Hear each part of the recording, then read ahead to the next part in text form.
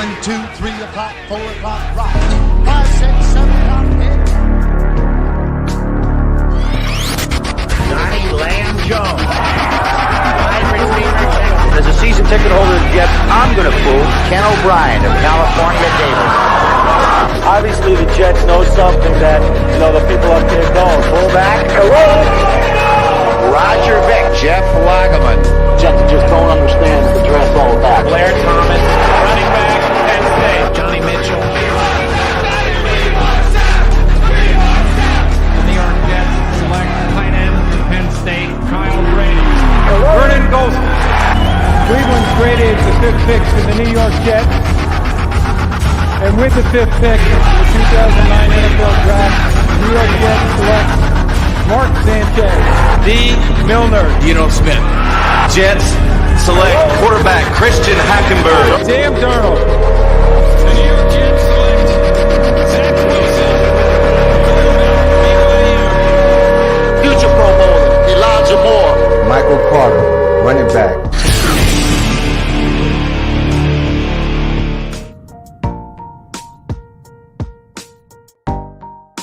Well, hello, everybody. Let me shut this infernal music off. Here we go. What's up, everybody? It is GreenBean. It is time for the 10 o'clock mock on this Monday night. I'm going to bring this up right away so you guys can see that I'm going to make a 7-round mock. Very, very important. It's important that we do this together, I think. I used to trust myself, but I no longer do, you see. And it seems that I lost us Aiden Hutchinson, Iquanu at like 16 after a trade back, which netted us a 2nd-round pick in the 50s. And I blew it. So we're not going to do that again. I'm going to bring you guys into the process so you can see, make sure I'm making no mistakes. I do not want to do that to you again. So before we get started, a couple of things, and then we'll get right back to this. I want to bring on our co-host, our special guest for tonight. This guy, he does co-host another show with me during the week, the Thursday Thick of It, but this will be his first time on the Monday Night Mock with us. So let us welcome our good friend, Frankie from Flatbush. Little tiny Frankie. What's up, Frankie? Happy Monday, everybody. The offseason has started. We have begun. The season of the Jets is here. We cannot lose any games. We are the champions of the offseason, undefeated always. And here we are. I guess it is. It's official now. Yesterday was the Super Bowl. It felt like our offseason has been maybe, I don't know, 3 months in. That's what it feels like already. But yeah, I guess the Super Bowl went down yesterday, and what a Super Bowl it was. I actually enjoyed it. Not to say that I didn't nap in the middle. I did. It's another part of why I enjoyed it so much. But I thought that the ending was fantastic. I thought it was, hey man, it's time to put it in the old reliable, old faithful's hands, so to speak. Give it to the vets. Like Sean McVay, I guess the reporter said Sean McVay told Stafford, you and Kupp are going to have to do this. You're just going to have to go out there and win this one. And then on the other side of the ball, with a minute and change left, to be able to watch Aaron Donald on that 4th down just kind of make the play, I thought was fantastic. It was a poetic ending for guys who have been around and given us many positive memories in the NFL. I thought it was poetic. Did you enjoy it, Frankie? I really did. I mean, there was a lot to it that I really liked. The fact that as good of a player as Aaron Donald is, how much better is he that he has Von Miller on his team? I mean, my gosh. It just goes to show you that it's not only who you have, It's who else you have. I So, love that. yeah. Oh my And so you God, that's need it, and fantastic. it kind of got me thinking, like, okay, we're gonna have Carl Lawson coming back, but how nice would it be to add Kayvon Thibodeau or Aiden Hutchinson or George Karlaftis to just enhance him a little more, and enhance Quinnen and enhance JFM and all of that. So it was just really fun to watch Right. from that perspective as well. That is one of the more beautiful things you've ever said in my presence, which is hopefully I get it right. I'm going to paraphrase already, it seems. But yeah, it's not only about who you have, it's about who else you have. Guys, yeah, come on, give it to Frankie. Give it to Frankie. It's not about who you have, it's about who else you have. I'm telling you. I'm going to run with that one. In 3 months, everybody's going to think I made that one up, Frankie. I'm sorry. You I'm can have it. sorry. I You got can it. have it, Green Bean. Well, look, so I want to talk about the theme for tonight. But before I do, I want to just say hello to some guys in here. They're all pouring in. To start the night off at 9:10 Eastern time. Just so you guys know, I am in New Mexico. It is 2 hours earlier, so it is 8 p.m. here, which messes me up. I'm in danger of missing appointments and all that kind of stuff because of this. I really am. But David Goodstein popped in and said hello. Hello, David. I hope you're still here. New York Jets Tales is here. Owen is here. Owen Barrera. Travis Sonny is here. What's up, Travis? Tom Bon Jovi. Scott Wilson. Captain K Techno from Ireland is here. Vafadoost. He says, yay, no trades. Interesting. Jason Valente is here. FOC is back. Duncan McLean. Braden's here. What's up, Braden? Stud City 718. And I wanted to point something out that Stud City said. Jared Helmuth. Steve is here. Chris Lars. Amarella's back. Emanon. Wat2K in the house. Salty Nuts. John Postman, Pure Adrenaline Fantasy Sports is here. Hank G. Now, Stud City said something really interesting, and he said it to me the other day, and I said, I like that. He called us the Frankenbean Show. He said, how the hell have you not stumbled on this yet? I said, I don't know. Maybe because I'm egocentric and I want my name to be first. I don't know. I don't know. Maybe that's all it is, Frankie. But I like that a lot. We're going to have to work that in somehow. Frankenbeans, right? I like Come it. on, it's sitting there. It's sitting right there for us. Dom C is back. Kyle Ornsby, Helmuth, yeah, man. Stephen T, what's up, buddy? Donardo's here. Two Chris's, Donardo and Bradigan, J-Man, and so many others. Matthew Smith, Matt Curtis, so many guys. I'm happy that you guys are here. Afrim, Liam Riordan's back, and so many others. So thank you guys. I'm grateful that you're here. I know Frankie is as well. We're going to have a good night, and I want to show you guys exactly what we did. So tonight is going to be the Deny All Trades. I got to say, I'm surprised at the dominant fashion in which Deny All Trades won, because I've put that up there, Frankie, every single week. So far, it's been there every single week. I want to try to find this thing here. Where the hell is it? I thought I had it open. Did I close it? Oh, come on, Bean. I think people probably realize we don't need to, any more picks.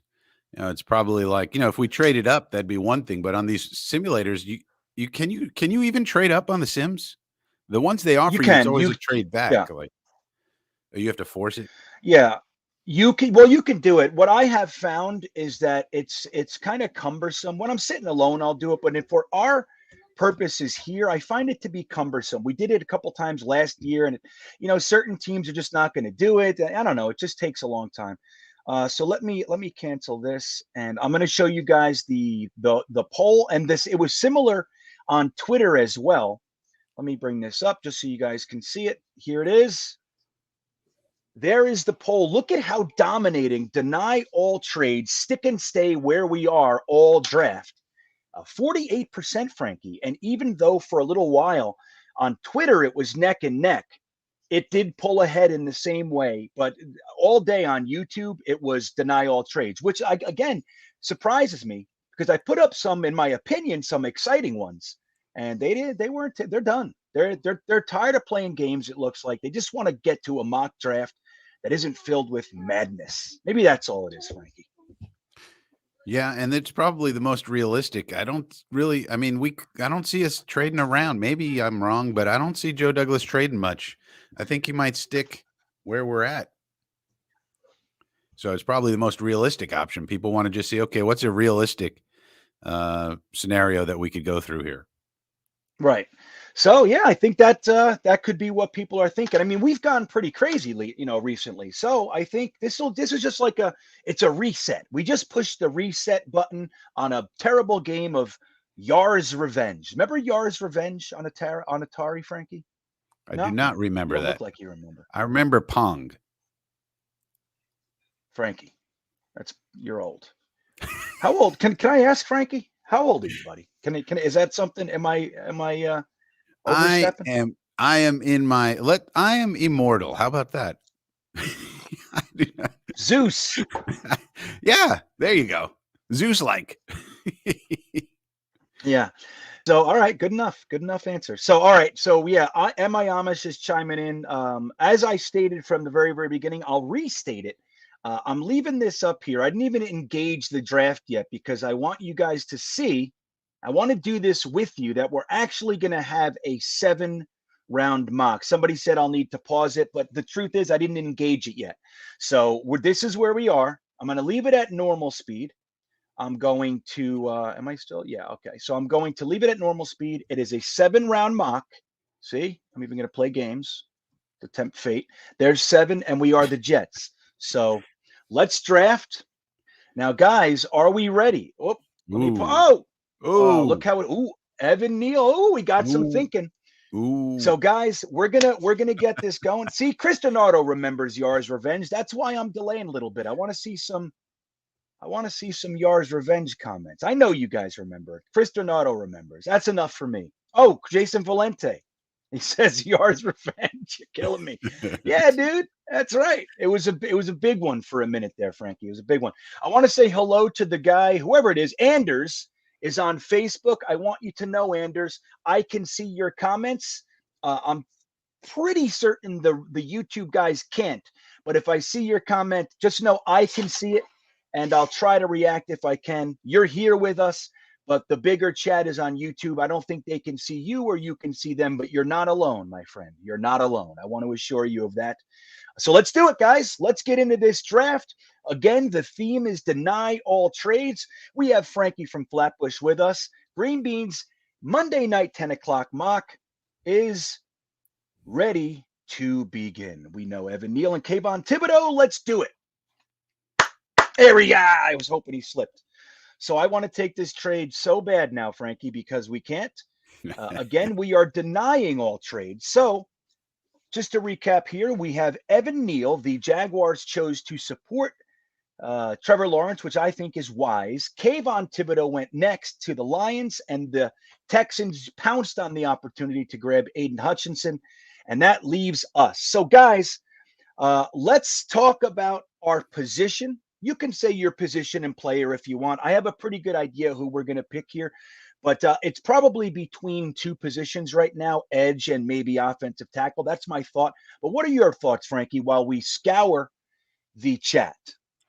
And we are assuming that we haven't picked we have the current state of our roster as it is today, right? Where we've not picked up any free agent. So to me, if that's the way it is, then there's no choice here. We got to go Icky. There's no if we don't have a starting right guard, we got to take Icky here. There's no 2 ways about it. If we don't have a starting right guard from free agency, you want to grab Aquanu. How does that affect and impact our right guard position from your standpoint? Because I put him at right guard. He can play guard. He plays guard and tackle, and it also gives us some. It also gives us some protection in case we can't re-sign Fant or Becton comes back and stinks or gets hurt. We can switch him out to tackle long term. But for the first year, when we have Fant and Becton, I put him right at guard, and then later I might put him at tackle, or if those guys work out fine, then I keep him at guard. So that's the way I see it. Okay. Well, that makes sense to me. I want to just point out our specific brand of illness as Jets fans who come to mock drafts. Emanon says he doesn't want to take the trade. He just wants to see it. Can I just look at it? Can I just look at the trade offer? That's what I want to do that too, Emanon. I really do. Let's look at just one, Frankie. Let's see. Come on. What could it hurt? Let's just see. So they're offering us pick 12 to slide back to 12. They want to give us 2 seconds. That's not enough anyway, Frankie. It's not enough. It's not And enough. plus right. here you got to if we don't have, I mean, if we don't have a starting offensive line, we got nothing. We got to protect Zach. You got to go Iquanu if Neil is gone here. If we don't, and somebody made a comment about my mock this weekend. In this weekend's mock that I did, just as a reminder, I had the people signed, as a, I already had right guard filled with Tomlinson, so we didn't need Icky. That's why. But if we don't have that, then we got to have Neil or Icky, my opinion. Oh, you did a mock off season, so you played with some free agency as well. Got it. Yeah, that's the best way to do it. I mean, we all know this is difficult. I mean, this is difficult to do. Next week we're gonna do a full mock off season. So I'm gonna give us like 5 options at each position, and we'll do that. It's gonna be a long one. Last year, I think it was a 3-hour show, Frankie, 2 hours and 40 minutes, something like that. But yeah, so okay, looks like Iquanu is coming. So that's what it is, because I scoured and I did see some Hamilton. I saw, I think, 1 or maybe 2 Karlaftis, but it's Icky. So, Chris Bernardo, I see you, buddy. I see you. I think both Icky and Hamilton have the potential to slide back, but let's go and grab Iquanu, even though PFN has him way down here. Where is he? At number 20. So he would have slid on this draft, but we can't play that game. So here he comes, guys. Got ourselves a tackle guard. And there goes Karlaftis. There goes Booth. Kyle Hamilton did not slide Chris Donardo. Derek Stingley and Matt Corral. Ooh, look at this trade. That would be interesting. Let's see what the other one is. Nope. Okay. So we got ourselves a tackle. Now, what are we thinking, guys? I'm going to put up the big board just so you can see it. That's where we are here. I'll scroll it up. So we got Kenyon Green.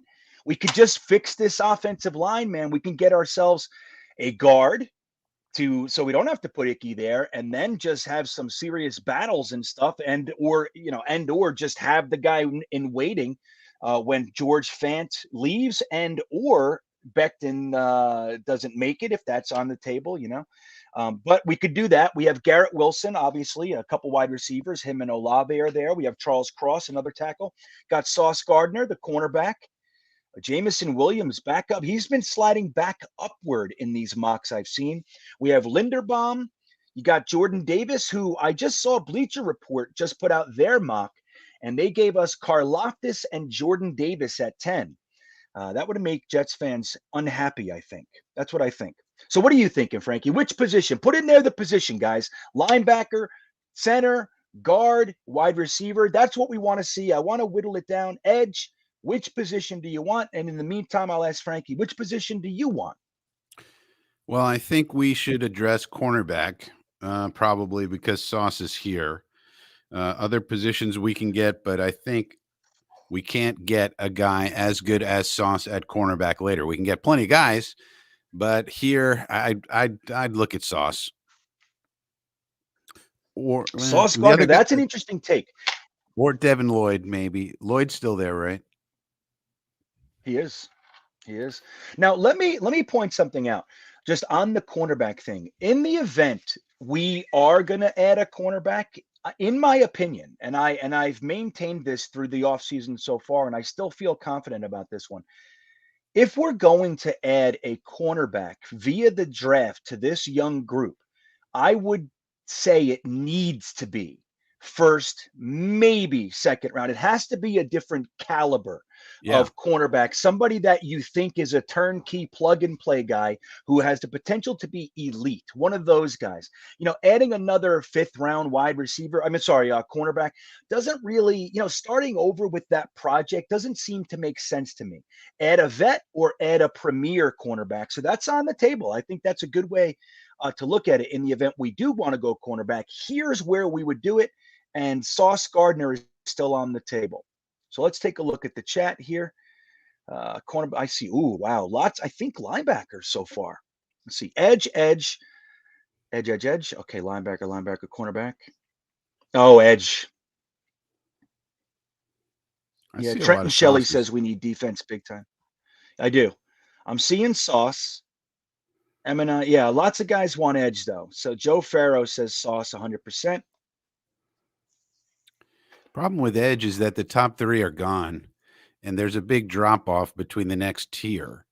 So if I could get one, if Karlaftis was here, you take him. If Kayvon or Hutch is here, you take him. But they're gone. So the next group you Yeah, could Jason probably pick Boland. up in the second round. Yeah, that's an interesting way to look at it, right? That's how you have to think about things. It's like, just grabbing the position because it's a priority position and we wanted it at 4 potentially doesn't mean that you have to shoehorn it in at 10 because the next crop of players will more than likely be there in the early second, at least some of them. I don't think Jermaine Johnson will be there, but we might be able to get a Cameron Thomas. Ojabo is going to be gone. So some of those guys, but it does look like Edge has it, Frankie. It looks like Edge has it. There's a couple Linderbaums. If we're going Edge, I personally would take Ojabo next on the list. I think he's the 4th for me, anyway. Yeah. That's what I. So if okay. We're going Edge. Yeah. Joe Venezia just says this. Let's take Ruckert. We know we want him. Just grab him. I like that, Joey. Make him a top 10 That's pick. Right. Yeah. So Matthew Smith says the truth is Jermaine Johnson is Edge number 3, and if we can get him here, so it looks like Edge has it, guys. I've scanned. Edge definitely has it. Sauce is next, which is interesting. And Duncan says he gets tons of penalties, but. Yeah. So anyway, so which Edge do we want? We have. Let me bring over the Edge group. Let's take a look at these edge rushers here. Here's who we got. We got Ojabo. Frankie leans towards Ojabo. Personally, for me, I would go Jermaine Johnson here. We have Trayvon Walker out of Georgia, who is climbing draft boards. I'm real curious to see how these guys perform in the combine and see what that does. We have Cameron Thomas, USC's Drake Jackson, got Enigbar, Sam Williams, lots of guys, Abikati. And then you got the Boye Mafes of the group, Myjai Sanders, and a few others. So for me, it would be Jermaine Johnson. That's where my vote. You sticking with Ojabo, Frankie? I like Ojabo, although I wouldn't be disappointed with Jermaine Johnson. He's the next guy on my list. So I like Ojabo, but not much over Jermaine Johnson. So I wouldn't be upset with Jermaine Johnson.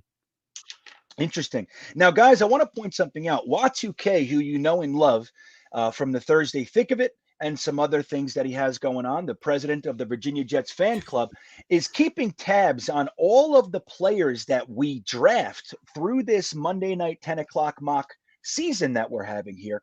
And he put out, this is the first time that we've drafted Icky at 4. That's interesting, isn't it, Frankie? I thought we've done that more than once. That is interesting, and it'll be interesting to see if we have when we get close to the draft, Y2K will tell us, here's the consensus. Here's what we did as on an average. And then what if it's exactly what we do in the draft? We'll have a method. Yeah. Well, the method will have been proven correct. See?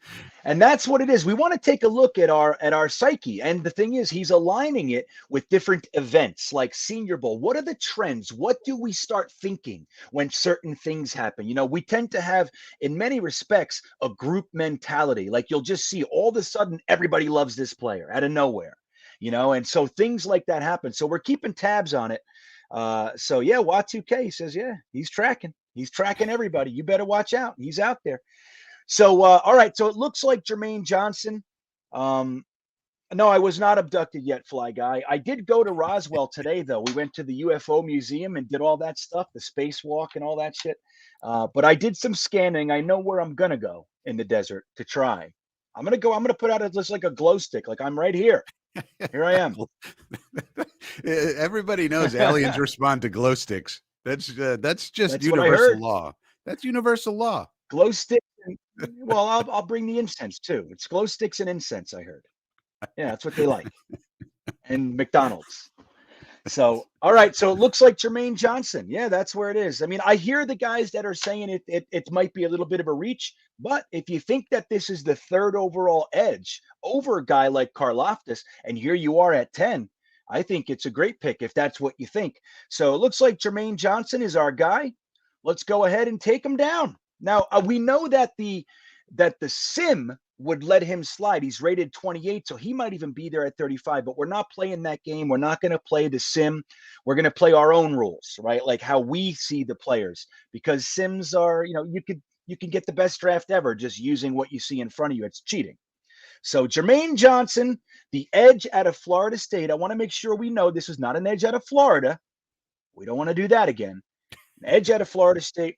Jermaine Johnson is coming to the Jets. There goes Kenyon Green, Jordan Davis, Jamison Williams, Linderbaum, Garrett Wilson, Sauce Gardner went to the Eagles. Ooh. Look at all these famous guys. Devin Lloyd is gone. Ojabo's gone. Traylon Burks. No, Kobe Dean. I was hoping he slipped, Frankie. I got to be honest. Sauce to the Eagles is perfect. The Eagles fans would love Sauce Gardner. It's perfect for their team. Yeah, you think? Yep. They need a wide receiver. They need a cornerback. They need a linebacker. If they get those three things in the first round, they're going to be fine. Wow. Well, hey, it's a good pick. So I watched. Look at these guys. You got guys like Lewis Seen are starting to climb up the draft boards into the first round. That is interesting.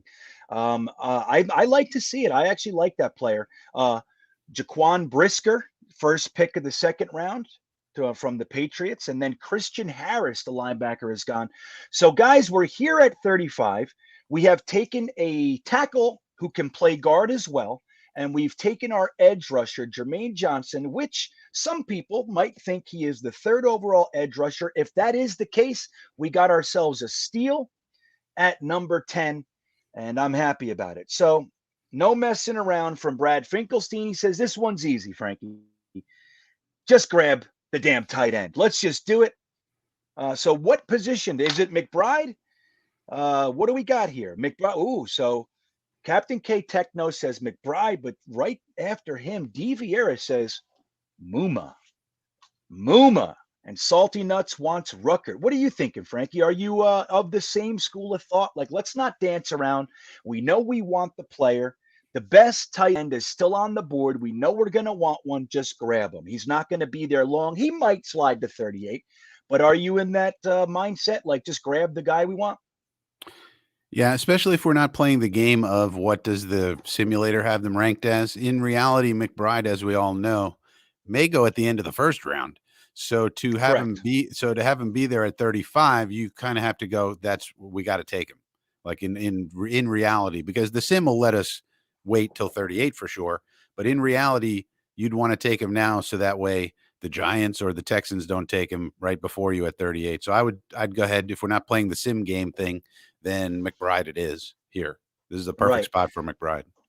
Yeah. Cause look, let's be honest here about the sim game.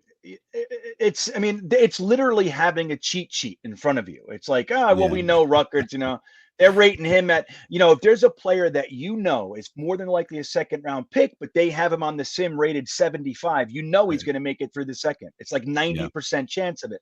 So that's cheating. You could do that at home. You can have the best. I see all these mocks on Twitter and everything, and I'm like, look at that damn thing. It's like an all-star sheet, but that's more than likely not to happen. So, all right. So I think it's McBride. George Gillen says Ruckert over McBride, guys, but I think the chat has spoken, Frankie, and I disagree. As much as I like Ruckert, and I do, I have to disagree about the well-rounded aspect of their game. So, all right, let's go get him. Let's go get our guy. We'll bring on Trey McBride. Here he comes. Colorado State in the house. There he is. Trey McBride. We cannot do the trade, so here we are. Now, just so we can touch base again, here's what our draft looks like, guys. We have 6 picks left. The first 3 were Aquanu, Jermaine Johnson, and Trey McBride. So what are we thinking? We need a linebacker. We need a receiver, probably. We could definitely double dip on the offensive line. Maybe we even go get Lindstrom, one of those guys. So what are you thinking, Frankie? We need a safety. What are we thinking here? We have nobody on the roster. We have a big fat donut hole at safety right now. If we don't sign anybody in free agency, and we're looking at our roster as it is, we got Ashton Davis and Jason Pinnock. We got nothing. We better get a safety. And the 2 best safeties, I think, are gone, which are, Hamilton, and I think Jaquan Brisker, I think, is gone also. We should take the next one. And Scene is gone too. Who's the next safety? Well, let me take a look in a second. But I want to draw your attention to that comment from Joe Farrow. He said, I want to just point out, guys, like, because I saw a comment like we should use a different site that people can't abuse the PFN. But that's what we're trying to do. We try to alleviate that in many respects and talk about the players that we want as opposed to what's on the board. You're still going to see it. Guys are like, we can get this guy now and that guy later because of the board. But we're trying our best to get that aside. But look at where we are. Houston did, in fact, take a tight end, and McBride was the highest rated tight end. So more than likely, they would have taken him. So if we tried to dance around and say, we could use the sim, and they would have taken McBride. And just like that, we would have been aggravated and lost our favorite little fella. So we did a good thing there. So we played it smart, and we did it. But Frankie brings up a good point. So let's take a look at the safeties. We only have one under contract right now.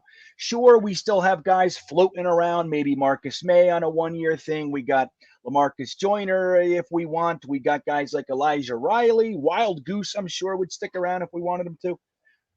But we have, in Frankie's words, a donut hole at the safety position on our defense. So we have Jalen Peter, who really did a good job at the Senior Bowl, letting everybody know, hey, guys, I'm in this conversation over here at safety.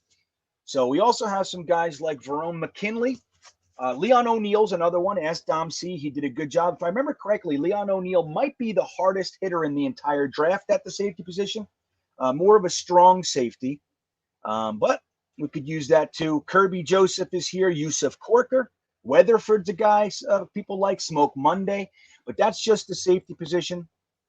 And we'll take a look. Here's Dom C. I speak of the devil. He says, value here is not safety. Better to fill cornerback, linebacker, or wide receiver and fill the safety in the third or fourth round. Well, that's a thought.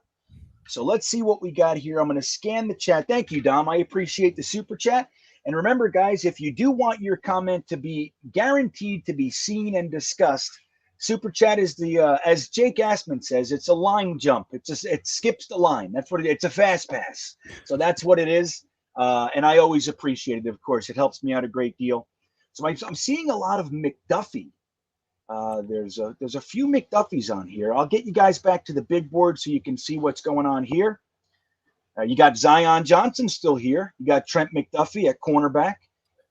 Take a look at the wide receivers as well. Go on, Frankie. Take McDuffie. Hello. We got to take McDuffie. Sorry, I didn't know he was available. Trent McDuffie needs to be taken here. He's a hell of a value. Some people have Trent McDuffie going 10th overall to us. So I think if he's here at 38, we got to take him. That guy's incredible. Trent McDuffie. He's very highly rated. Well, Utah Utes Football Digest agrees with you. McDuffie is a top 15 to 20 pick. Yeah. He is here and has number one potential. Yep. This could be an interesting. Professor Penguin has a different thought, though. He'd like us to trade, even though we can't. He wants us to trade for Chris Herndon. And that's an interesting one. Chris Herndon, he had like 5 receptions for the Vikings. It was quite a season for Mr. Herndon. Yeah. And Joe Douglas, we know what he did. He basically took our 6th rounder and made it a 4th for the Chris Herndon trade. So I'm seeing some, McDuffie's I think he's got it. Let me just make sure. Muma and McDuffie. I know I'd like me personally, I'm thinking linebacker here. I'll get you guys. This is the wide receivers. You can see we still got, that's the big board. I'm sorry. But I'll get you to the wide receivers just so we can take a look at who's around. Dotson is still floating around. Romeo Dubs, Pickens, one of my faves. Mechie's still around. Justin Ross, Wandale Robinson. So we have a lot of guys. Azukama, Sky Moore, little guy, but I like him. So anyway, I think it's going to be McDuffie. And he's Alessandro Cola reminds us that he played safety too. So maybe he could be a little bit more versatile. Yeah, trade for Jamal Adams too. Okay, so cornerback does make sense here, and this is like I was saying. It's if you're going to do cornerback in this draft, it has to be somebody. It can't be another 5th, 6th round project who needs the year. It has to be a guy that can come in and be the number one opposite Bryce Hall. So, okay, McDuffie it is, guys. Interesting. This is an interesting draft, Frankie. We're grabbing some guys that we haven't grabbed. So, Watsuke can tell us better, but I don't think we've taken McDuffie very often, or if at all. So here he comes, guys. We got ourselves a cornerback, potentially a top 3 cornerback in the draft, all the way at 38. There goes Spiller. There goes Muma. Okay, there goes Trayvon Walker. Dotson's gone. There goes Jalen Peter. So we're losing some guys that we like. We're losing some guys. There goes Pickett. Right? Yeah. Probably need So to what go are we thinking with our safety 3rd round pick? Probably got to go safety. We have nothing. Don't forget, for a linebacker, we should have Jamin Sherwood coming back. We do have Hamza. Okay, we don't know what he is, but he is supposedly a linebacker. We'd like to see him play a little bit. And we do have Quincy. So we do have some people there, as opposed to people like Ashton Davis and Jason Pinnock, those are our safeties. That doesn't make me feel good. Yeah. So yeah, I mean, look, it makes sense, and that's what I've been talking about that in recent weeks on my videos. It's like we have to remember that, man. Like, I know that the positional value conversation these last couple of years has really taken it's kind of taken off. But the truth is that safety is important. It's still an important position, and somebody that can maybe cover the field and give real help to both the cornerbacks and to the running game is very important. It changes everything, and we don't have any. Like, we don't have any. We have Ashton Davis, and he is a question mark if I've ever seen one. Sure, he came up with a couple picks, which is nice. Got a nose for the ball a little bit. We know he can hit, but he also looks troubled at times. Yeah, so he looks lost out there, to be honest. Yeah, that's what I was going for there, Frankie, with trouble. So I think we're on the same page with that one. Yeah, and everybody knows I love Jason Pinnock more than probably anybody on earth except his own mother. But at the same time, you cannot count on Jason Pinnock doing anything next year. If he works out, it's a tremendous surprise, and hooray, we have extra talent. You can't count on it. Right. That's nice to hear that profession of love for Jason Pinnock. I like that. I mean, hey, man, maybe he's in the safety mix. I like that. I've been talking about maybe Lamar Jackson being used at safety a little bit, but I don't think they like him there because they brought in, 7 guys off the street before they took a guy off our practice squad, so that doesn't bode well for him playing that position. I thought he might have a shot there. In addition, Greenbean, you might be a little disappointed to find out that Lamar Jackson has signed with the Bears practice squad. Oh, has he? No, I didn't know that. So yeah, that is. We really didn't like him. We let him go. We let him go. Yeah, we said, okay, that's fine. Yeah. In the same way that we took Bradley and I off the Dallas Cowboys practice squad, they took our Lamar Jackson, which is unfortunate. I thought he had a lot of potential. I really liked him. But so, guys, I want to remind you too. There are some guys here that might stoke our interest outside of the box, and like Abikati and Boye Mafe are guys that could be steals here. Brandon Smith is still floating around at linebacker. So we still have some talent here at other positions. So we're looking at safeties right now. Just quickly, take a look. Leon O'Neal is still there. Kirby Joseph is still there. Verone McKinley, right, I skipped him. Yusuf Corker. There's still a few safeties here, but I think sooner rather than later would be smart. Let me see what the chat is saying. What are you thinking here, Frankie? So you were saying that you feel better about linebacker than you do about safety. So you thinking safety? Yeah, I think we need to get either O'Neal. Is Brian Cook from Georgia on this list? I have him rated higher than Leon O'Neal. But I like Leon O'Neal. If Leon O'Neal is the only is there and Cook is not, then I would take O'Neal. They have Brian Cook out of Cincinnati rated 229. So he's they're a little bit of a crossroads with you. 229. What? Yeah. Well, PFN's known to be out of whack. I mean, it's a shame that their draft is their mock simulator is the most fun. But the truth is that their ratings, in my opinion, are the farthest from the truth and what's accurate. So that is what it is. So let's get to this pick, and then I want to do something surprising for you guys. We're going to announce the winners of the big contests. after our third round pick here at number 69. So we're going to do that. So we got to figure out who it is we're going to grab here. So Jin Pak says, grab the best safety. Smokin' J Cut fan says Isaiah Weston, wide receiver, or Zach Tom C. I don't know what that means. Is Zach Tom C a guy? Maybe for the undrafted free agent class. Maybe perhaps perhaps UDFAs. Maybe. Dom C doesn't like Brandon Smith. Chris Donardo does. Brandon Smith or Jake Ferguson, these safeties are hot garbage. You had the best safety in decades, and he's still mad about Hamilton. I get it, Chris. I get it. You get to know these guys, Frankie. You know what I mean? We get to know each other here. It's nice. Yeah, it's nice. I mean, it's really interesting to do these mocks without knowing free agents. So Chris brings up, Marcus May. I mean, if we knew we were bringing in Marcus May, on a prove it deal, then changes your thinking. But we have to go with the roster we have right now. So that being the case, I would go ahead and grab O'Neal. Especially since Petrie's gone. I would love to have Jalen Petrie. He's an very interesting prospect. Yeah, he really is. And again, he had a fantastic Senior Bowl. So guys, I want to remind you that Breece Hall, the running back, is here. He's considered by some to be the best running back in the class. I'm an Isaiah Spiller guy. So Dom C likes Leon O'Neal. Okay, so let's whittle it back down here. And Salty Nuts reminds us, let's hit the like button, everybody. We got 210 people in here. It would be great if you hit the like button. If you haven't subscribed to the channel, that would be great as well. As you guys know, it means the world. It changes everything. And as I float around this country of ours trying to make this thing a thing, all that kind of stuff helps me to be able to make this a reality. And I greatly appreciate it. So let's see. Round 3, let's make it wide receiver or safety. That's what I'm seeing. It's beating out the linebacker thing. So Mark Orlando says O'Neal can't cover, but he's more of a strong safety. He's more one of those thundering, lay the wood kind of guys. So let's get it. We're going to go wide receiver or safety. I'm going to bring up the wide receiver board here for you guys. Romeo Dubs is there. You got Mechie is still here, man. Wandale Robinson. Who else? A lot of people like out of Texas Tech, Eric Uzaka. I just don't know why I can't say this one. We call him Easy E, Greenbean.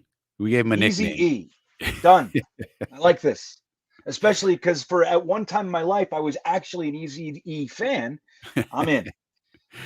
So lots of guys here. And so that's where the wide receivers are. This is what we look like, guys. And we'll get to the safeties as well. Leon O'Neal, Verone McKinley. Let me hear, Dom C, which guy you taking here? Make sure you check in, Dom. I'm curious as to your thoughts, buddy. Chris Donato wants a wide receiver. But I do disagree, Chris. I share your love for Hamilton, but I do not think that these safeties are hot garbage. I actually happen to like quite a few of them. Sean Rohr says Mechie.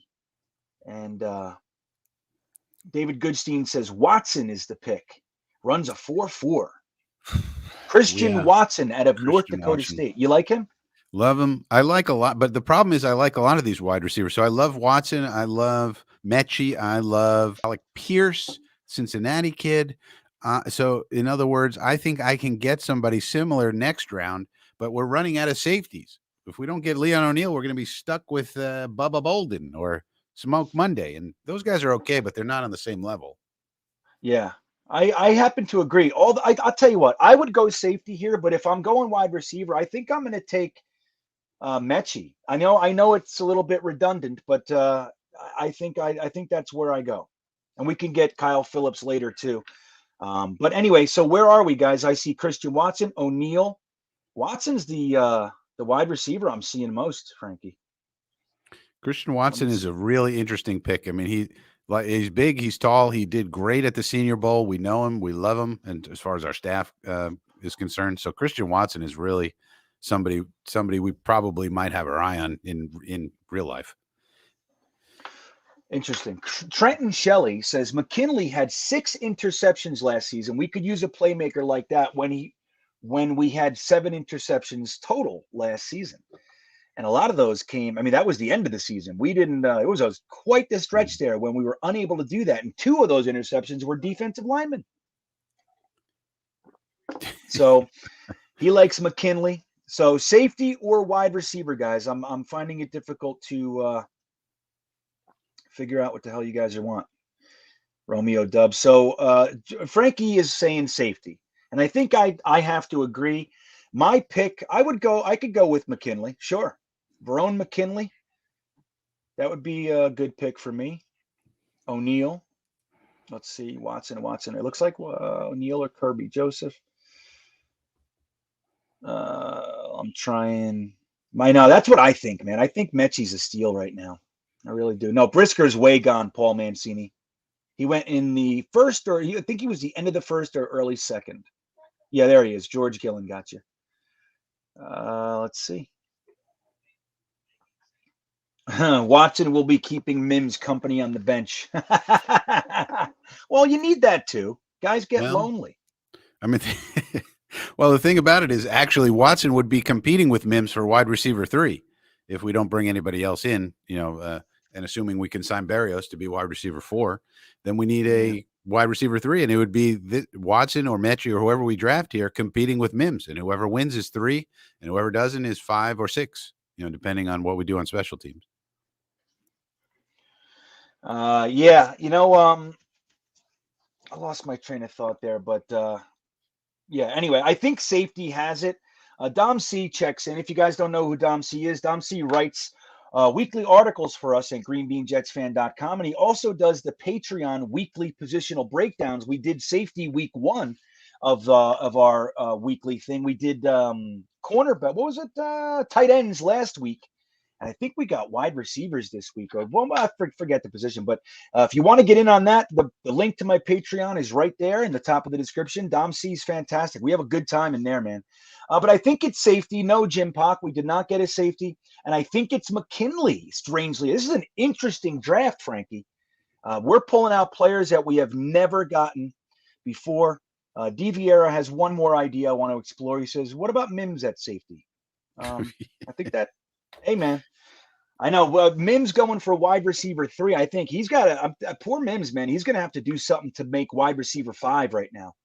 I don't know what it is, but it is what it is. It's an important offseason for Denzel. He's got to come in and blow people away with how good he is and how much he knows the offense as soon as they're back for voluntaries. It's a very important offseason for Denzel, I think. Yeah. I agree. Red Dog says Mims will be keeping Mims company somewhere else. Yeah, maybe.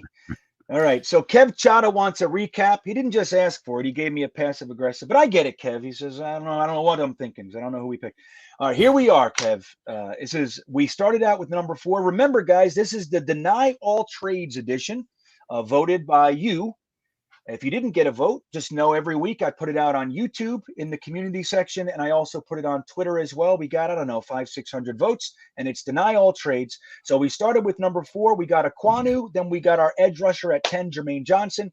We went cornerback for value purposes. Couldn't believe he was still there. I'm sorry, tight end first, Trey McBride.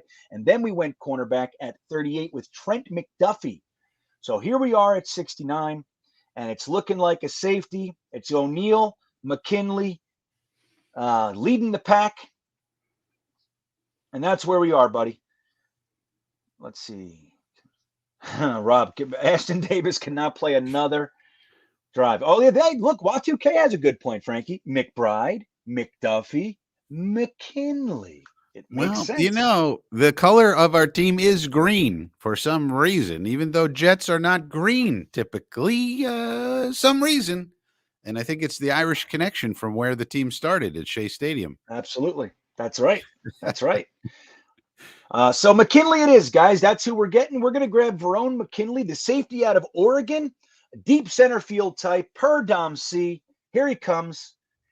And there, look, Watson was the next pick. Oh, man, we were on it there, guys. And look, I want to point out that I can tell that we kind of know what's going on these days. We're getting good at this. We can sense it. We can feel it. We know. We don't take this guy right here, he's going to be gone. So that's what we're doing. So, Frankie, I want to take this moment and let everybody know, as you guys know, we have had a contest to get me over 5,000 subscribers for the past couple of months. I tried to get it done by December 27th, my first year on YouTube. That did not occur, but we wrapped it up in the first couple of days of February. So just a couple days, a month later, no big deal. So here is our winners. I want to point out, I made a little banner. Let me make it scroll for you guys first. Let me make it scroll. Where is it? How do I make it scroll? What happened? I can't make it scroll, Frankie. What the hell? There it is. That's how I make it scroll. Here we go. So, guys, here are the winners. The first two are the winners of a Greenbeanjetsfan.com t-shirt of your choice. And the third one is the grand prize winner, which also gets a t-shirt, and they will get the Manscaped Ultra Smooth Pack and some Green Bean stickers. Here they come. Here are our winners. Number one. Why isn't it scrolling? Here we go. Gitmo Bob won the t-shirt. Mindy Adam won a t-shirt, and the grand prize winner is B2B111079. I want to point out how interesting it is that Mindy Adam won. Just so you know, this was not easy. Like whittling it down, doing all these, I probably overcomplicated the hell out of it. But Mindy Adam is, I mean, I have to assume that's a female, right? Mindy. If I'm wrong, I'm wrong, and I apologize. But I have 99.7% male audience. 99.7 male. So in that 0.3%, Mindy won. Is that not interesting? Is that not fantastic? So congratulations to the three. I'm happy to see you guys won it. You know, there are some names that we recognize here that they're around us, you know, all the time and all that sort of stuff. So I just want to thank everybody for subscribing. You guys have to know how much I sincerely appreciate it. I mean, it's true. I'm so grateful for you guys. I never thought that I'd be doing this kind of thing. I made a video for Jetnation 3 years ago, whatever it was. And he liked it, and that's, you know, here we are. So I'm grateful. I have done such a great time getting to meet you guys, guys like Frankie and so many others, and seeing you guys weekly in the chats makes me very, very happy. So thank you all. If you are one of the three winners, please reach out to me. I'll put this all over social media as well. Please contact me on my email, greenbeanjetsfan@gmail.com or bean@greenbeanjetsfan.com. And we'll get that done. But thank you guys. Thank you so much. I appreciate all the support. And those are our winners. Gitmo Bob, Mindy Adam, and B2B111079. Congratulations. And that brings us to the non-trading 4th round pick. This is right around the area where we got Michael Carter last year. So guys, this doesn't mean that these aren't throwaway picks, as so many of our previous GMs and coaches treated them. 4th, 5th, 6th, 7th round. Remember, we used a 6th round pick on Taj Boyd just because Rex Ryan's son was friends with him in Clemson. We've done it to Mark Sanchez's good buddy. Remember that wide receiver, Scott somebody? Remember that kid? He did it because he was Mark Sanchez's good friend, didn't make the roster or anything, just to give him the thrill of being drafted. And we can't treat the team like that. We have to use these picks wisely for pipeline guys or even contributors. You can absolutely find steals back here. I'd like to point out Isaiah Thomas is still here. Jeremy Ruckert is still here. Darian Beavers is still here. A lot of people really like him at linebacker. Tyler Smith is still here. So we can get some absolute value here. Thayer Mumford, Kirby Joseph, another safety that we like. All right, maybe we can double dip and use the strength of this draft, Frankie. So what position are Scotty McKnight, Stud City? I had the first name, didn't I? I did. Scotty McKnight. So that's how it went, you know. And so 4th, 5th, 6th round, Joe Douglas has been able to make that in many respects the strength of his drafting as of late. Now we'd like him to hit on his firsts and seconds. That'd be good. But being able to get guys from the 4th round on is a particular skill that the Jets have not had. Forlunzo Fatukasi is one of he's a rose in a desert, man, because that guy is one of he is one of the only guys that we've been able to grab in the later rounds that have become anything of late. So, all right, what do we want here? You want Bo Melt? You want wide receiver? Let's see who's looking at wide receiver, Frankie. We can go linebacker. What are you thinking, buddy? Well, unless you really want to pencil in Denzel Mims as wide receiver 3, and you're comfortable and confident that he's going to be that the Z, we probably should look at wide receiver. I mean, it's a deep tight end class. As much as I'd love to snap up Ruckert also, in addition to what we have with McBride, we really need to get somebody to compete with Denzel Mims, I think. Yeah. Well, that's an interesting thought, and I honestly, I don't believe that this staff has much confidence in Denzel Mims. They can say the nice things that they want, but actions speak louder than words. And as much as I like Denzel Mims, and I think of last year as the anomaly in his career so far, it's a standalone season. Every other season has been very good, but that is that is what it is. And again, I'm disappointed that Jetnation has jumped ship on him so fast.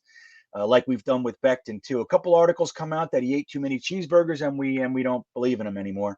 But the school of thought too, Frankie, is if we're going to do 12 personnel as our base package, even 22 personnel, that would leave 2 wide receivers on the field. If we use Bawden at fullback, Michael Carter at running back, and we have 2 tight ends out there, that could be a lethal offense as well, and not put so much focus on the wide receiver position. And maybe that's what we want to do. Rob V reminds us we haven't had a tight end in years, Frankie. So you think that's a route that we can go, just kind of shore up the tight end position and leave wide receiver as a little bit less of a priority? You could. It depends on. You'd have to compare these guys. So, like Calvin Austin's an interesting guy at the top of the list. He was at the Senior Bowl. He's a little bit small. You would have loved to be able to get somebody a little taller. But on the other hand, you could say, all right, we're going to live with Mims, and we're going to make this a tight end heavy offense with McBride and say Ruckert. I mean, there's nothing wrong with that. It also depends. Kyle Phillips is here. Then we would have 2 Kyle Phillips on the team, but then again, we have 2 Michael Carters on the team. We have Quincy and we have Quinnen. We like to double up on names. So that's right. I like it. I like that we do this. Yeah, it's to confuse people. No one knows who's going out there. Is it this Michael Carter or that Michael Carter? Is it this Kyle Phillips or the other one? No one knows. It's a deception. That's right. It's higher level thinking. It's higher level. It's advanced, Frankie. It's advanced. Follower of Christ FOC says Mick Ruckert. So maybe we can continue the mix and get the Mick Ruckert. I say Mick with all love. I am one. I didn't know I was a Mick until I was 25 years old, everybody. I thought I was a paisan this whole time. And then at 25, I found out that my last name would in fact have been McPherson if my parents didn't lie to me for 25 fucking years. So there's that. And you're not even, you're not even mad about it. You don't have any resentment whatsoever. And that's a good thing. None at all, guys. None at all. So, all right, what are we thinking? I think we have a spammer in here. What is that? Aztec, what is this? What are you doing? Do I have to ban you? I'm gonna put her in a timeout and see. It says it's a troll. Yeah. Yeah. All right. I mean, I'll give you a chance. I put you in a timeout. You come back, you say something nice, and you're in. You start with the same dumb stuff. I'm gonna have to get you out of here. Kevin Vapadoose, right? Oof. Got a little spam. So what do we want, guys? We got linebacker. We can double up at tight end. I mean, look, I'm going to show you guys the big board. Those are the wide receivers here, right? That's what we're looking at. We're running out of wide receivers to consider. Here's my favorite out of the group right here. Kyle Phillips. That's my secret loving gem. Love him. Got running backs like James Cook right here. Sincere McCormick. Hassan Haskins is still around. Let's see. The tight ends are Ruckert, Auden, Krull, Kolar. They're all still here. Dulich is here. There's so many tight ends. I'd be happy with Dulicic. I'd be happy with Auden. I'd be happy with Cole Turner still here. I mean, so we need the wide receiver because there's so many tight ends we could get. I love Ruckert, but at the same time, a guy like Cole Turner is a specialist that he's not gonna block anybody, but he's a Mike Gesicki type who's a great pass catcher. I mean, so you like Cole Turner? Yeah. If we have, I'm sorry. Yeah. Okay. I got you. Yeah. So what are you guys thinking? I'm not getting the clearest picture in the chat here. Linebacker, I'm seeing linebackers, wide receiver. Will Murphy says Ruckert. Can you? Yeah, I'll show us our picks, Red Dog. So here's what we got, guys. Here's where we are. We got Aquanu, Jermaine Johnson, Trey McBride, Trent McDuffie, and Verone McKinley. We are leaning defense currently. We are. We're 3-2 defense right now. That's okay. I think we're doing a pretty good job spacing it out and getting Zach Wilson some protection and a weapon who can protect. So that's pretty good. Let me get Mechie's that off. So here. that's where we are. Modine, Mechie's not here. John Mechie's not here. No, he's gone. Yeah, if Mechie was here, you'd take him in a heartbeat. Take him in two seconds. But he gone. We can't get him here. It looks to me like wide receiver has it. Okay, wide receiver has it. Linebacker came in second, but wide receivers got it. So here's our wide receivers, guys. That's who we have whittled it down. It's wide receiver. Here's who we got. Calvin Austin III out of Memphis. Charleston Rambo out of Miami. Sky Moore out of Western Michigan. Dontario Drummond and Kyle Phillips. I would go ahead and reach here. For Kyle. I mean, I know he's going to be around. We could, and even in truth, not just using the sim, he's not going to be taken in the fourth, most likely. I think that's the first place you can consider him, really. He's probably a fifth round pick, Kyle Phillips. But that's my guy. That's who I would take since it's wide receiver. Who do you got out of that group, Frankie? Man, it's tough because some of these guys are sort of like Elijah Moore, so I don't want to duplicate what Elijah does. So I would say probably for us, Phillips makes the most sense. Sky Moore is interesting. These guys are all interesting in certain ways, but I'd go with Phillips, I guess. Yeah. I would lean on Jason Valente. This is where I am. I'm between Sky Moore and Kyle Phillips. If I had to choose one, I would take Phillips, but it's looking like Sky Moore. I'm seeing more MI Amish, Utah Utes. They're saying Sky Moore as is. Hey, B2B, did you just see, buddy? You're here. You won the grand prize. You won the grand prize. I didn't see if you responded, but I want to make sure that you know. So there you go. You won the grand prize. So contact me on my email. You send me an email at greenbeanjetsfan@gmail.com or bean@greenbeanjetsfan.com. One or the other, B2B. I want to see you say something nice instead of talking about me living on a bus.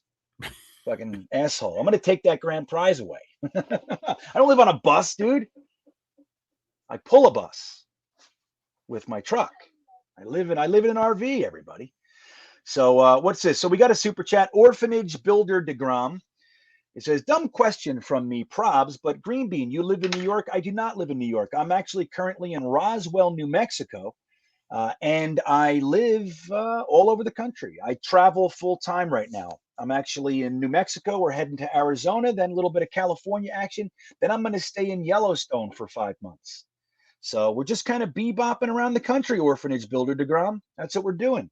And like B2B said, technically speaking, I guess, for somebody who doesn't know the specifics, you could say I live on a bus, I guess. So there you go. Hopefully I answered your question. I'm from New Jersey, though. That's where I'm from. My family's all in New York and New Jersey. And my two brother-in-laws are from Brooklyn, and that's my sister lives in Staten Island. Like that's my neighbor. That's where I'm from. That Northeast New Jersey. Yeah, good. There you go, B2B. That's what I wanted. Well, I can't wait till you reach out. I'll send it out as soon as I hear your information. You just give me all your information and I'll send it out right away. And congratulations, my friend. So it looks like Sky Moore, because it does go along with what we've been doing, Frankie. We got the mix, and now we're gonna have Elijah Moore. Yeah, we got the Moores. So it looks like Sky Moore have more. Yes. I love it. So Sky Moore from Western Michigan, get your boots on and get on the plane. You're coming to One Jets Drive. Here he comes. Sky Moore, Not bad. Like someone said, PFF has Sky Moore rated higher than most. They have him as the number 2 wide receiver in the whole draft, which would be a steal down here in the 4th round. So Kyle Phillips is still there. Is Jeremy Ruckert? No, Jeremy Ruckert and Isaiah Thomas and Josh Jobe are gone. So what are we thinking now? Now, we were talking linebacker was second a minute ago. Is that still where we are? So let's take a look at the linebackers. Yeah. We need Beavers a linebacker. is still there. Leo Chanel is there. Ooh. I'd take, oh boy, it's between Beavers and Chanel, I think. JoJo is pretty interesting too. Listen, if I got to take a guy here, as I do like Darian Beavers, but if I'm down to this point and I have Leo Chanel on the board right here, I'm adding that to my defense. I'm adding him. Yeah. That's me. If you guys haven't checked him out yet, please do. He's really a fun watch. He's that guy. He's football, man. Like when you watch him. But looks like Beavers has it. I mean, that's what's going on here. Yeah, I'll say this about Terrell Bernard and Troy Anderson. They both have excellent production. You know, it'll be interesting to see how they do at the combine, because if they do really well, they're going to shoot up draft boards. But right now, I think people like Chanel the best out of this group. Okay. Generally, I'd go with Leo Chanel, I guess. Yeah, me too. That's what it looks like. Beavers he has the early lead. Will Murphy checks in, says Moore and Davis. Sounds like a law firm. Exactly. Yeah, Dom C has an idea. B2B, your first trim with the Manscaped products, you gotta let us know. Maybe we can live stream it. I don't think YouTube will like it. It'll get banned on YouTube. Don't worry, Aztec is gone, everybody. Don't you worry. So let me see. I'm just I'm looking over you guys. I can't. Yeah. Chanel has a comeback here. Okay. It's hard to turn. It looks like I'm going to tell you. Here's the big board, but we are down to linebacker. That's where we are. All right. Looks like Beavers to me, buddy. So there he is. Darian Beavers is coming to the New York Jets. Here he comes. The 108th ranked player on the board. We get him at 116. Technically speaking, that's almost in steal category. That's what we call this. Okay, Darian Beavers, we got ourselves a linebacker, everybody. Now let's watch how they go. There goes Cade Otton. There goes Cole Turner. Ooh. Jesse Lakeita's gone. Smoke Monday's gone. All right. Marquise Hayes. Oh, look at all these guys. Thayer Mumford's gone. So what are we thinking, man? Watching these guys go off the board here. Let's take a look at let me try to get our board up here. Hold on. If I can see us. Here we go. Now we need running back, I think. Yeah. So we have 2 picks left, guys. We got ourselves a tackle, an edge rusher, a tight end, a cornerback, a safety, a wide receiver, and a linebacker. I think this is a nicely dispersed draft. I think we're filling some holes. We're doing some good stuff here, everybody. But we have 2 picks left. And the big board says Jeffrey Gunter, the edge from Coastal Carolina, is the best pick left. We have a cornerback, Tariq Castro Fields, who I like. We got Charlie Kolar is still there. Leo Chanel is still there, guys. Interesting. We got to take Robinson, right? Brian Robinson, Alabama, running back. You think? Let's see. Let's take a look at the running backs. We need somebody. We need Michael Carter to have a buddy. We need a second. We need RB2, I think. Okay. Well, especially because Michael Carter has not proven that he can stay healthy for us either. Like being a bell cow in any capacity doesn't look like the way to treat him, the way to use him. No, yeah. Split him up. Split up the carries. So Kev Chada says, without 2 tight ends in the deep class, this mock is a fail. Running back can be had in waivers or free agents. Robinson, easy. Yeah, I'm seeing the Robinsons. Let's see here. Modine, what's up, Modine? Should have taken Chanel over Beavers. Yeah, That was where Frankie and I were, but the mock has spoken. The chat has spoken. So I'm not unhappy with Beavers in any capacity. I want to make sure that is said. I'm not happy. I mean, we could double dip. We can double dip tight end right now. We can double dip edge. We can get ourselves an interior offensive lineman. We can, we can grab the running back like so many are saying right now. I would go running back, and then I'd look to add another tight end if we, we can't assume free agents. So that means otherwise our tight end room is McBride and Griffin and Wesco. I don't think we want a repeat of those guys running around. Yeah, I agree. So I think we need running back and then tight end, whoever's the best available.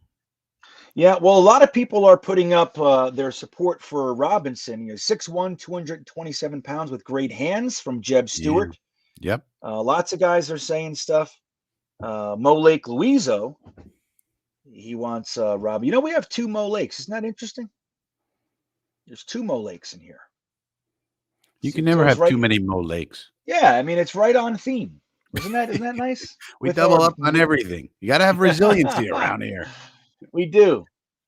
So it looks like Will Murphy saying running back. Then we can double dip at tight end because I'm a big fan. Look, me personally, I think we should double up on tight end and double up on safety in this draft. You got to move back a little bit to acquire an extra pick or two. That's fine.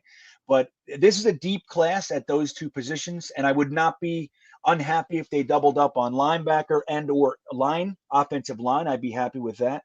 But yeah. So yeah, and Jim Pock says there really aren't many free agent running backs available this year. And I do think they'll probably try to bring Tevin Coleman back, give him another cool mill. Yeah, that would be my B2B pick says Moore Lake. What's up, Frankie? What'd you say? I would say, if we get into the free agency conversation, I would say that Tevin Coleman would be a great value at $1.5 million. He brings surplus value at that price. Yeah, I agree. I mean, he didn't light up the world or anything, but he was consistent. But for $1 million, what do you? I mean, that's about the minimum you can pay a guy for a veteran. So, yeah. So okay, so it looks like we're gonna take Brian Robinson. That's what it's looking like to me. And then we'll look at safeties and tight ends, and we'll maybe look at some interior offensive linemen. Utes wants to know what's there at safety real quick. So make sure you put your thoughts up there, guys. We're leaning Robinson right now. Quentin Lake is still there. Harvell Peel, who Dom has talked to me about a little bit. He likes him. JT Woods out of Baylor. A guy, Bubba Bolden. Okay, so there's still a few there. So, okay. I know, right? Joey Venezia says, knowing Joe Douglas, he could trade this pick for Derrick Henry. I know. And a 4th. Yeah. So, and I look, as much as I like LaMichael Pirine too, he doesn't look long for this team. Some of my guys are going to be gone this year. I like Zuniga. I like Pirine. I like Mims. But, hey, what are you going to do? The new staff doesn't. So who the hell am I, right? So it looks like Robinson. Okay, Robinson can catch. Right, Robinson is a good choice. Okay, here he comes. We're getting ourselves another. Are we in the 4th round? No, this is the 5th round. So we are going to take a 5th round running back. 2 years in a row, we had 2 4th round running backs. But this year, we'll wait till the 5th and get a steal out of Alabama, in my opinion. This is a steal. So we got Brian Robinson, and we add some girth to the room. There he comes. And there goes Leo Chanel right there to the Giants. The Giants are having a good draft, in my opinion. At least what I've seen. All right. So there goes Cole Strange. There goes Dulich. Oh, I want to take this trade, but we can't. Okay. So here's where we are. Here's the big board. So this is where we got to think here, guys. This is our last pick. Pick 163. Then we'll take a look and see how our division rivals did in the draft. We like to do that. We'll take a look and see how we did versus the division rivals that we have, the Bills, the Patriots, and the Miami Dolphins, see how they did in this draft. But here's the big board. We have guys like Lucas Krull up top at tight end. There's an edge rusher there, Trey Williams out of Arkansas. Quentin Lake is still there as safety. JoJo Dorman, a linebacker, Doman, that Frankie likes. Harvell Peel, another safety. Hassan Haskins is there, but we're not going to double up on running back, I imagine. So what are we thinking, chat? And what are you thinking, Frankie? You want to double up on tight end? We'll take a look at the tight ends. I think we need to get more tight ends. I'm not a big Wesco Griffin combo fan, and plus we could save money if we, if we have. I mean, that's all. Well, we have Yeboah. So I mean, if we have Yeboah and Trey McBride and who's left on the tight end board? Oh, let's see here. This is the tight end board here. We got Lucas Krull, who's, I've done a little bit of work on him, little bit. James Mitchell, and these are, I don't know too much about these guys. We lost Jelani Woods. God damn it. Jelani Woods, I like. Yep. We talked about him. Jelani Woods out of Oklahoma State and actually UVA. We did some work on him in the weekly Patreon positional breakdowns, and I like Jelani Woods. I wouldn't be unhappy with him here. I like Austin Allen. That dude is 6'7". I like Austin Allen here.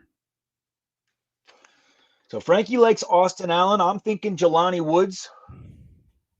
That's my guy. So what are you guys thinking in the chat? I'm very comfortable going tight end. Let's see if Kyle Phillips is still floating around. He is. I've changed my mind. I am 100% behind Kyle Phillips.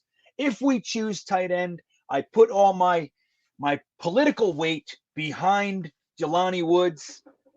But what say the chat? That's what I want to know. Jason Valente likes Peel. Right, Y2K Phillips is there, buddy.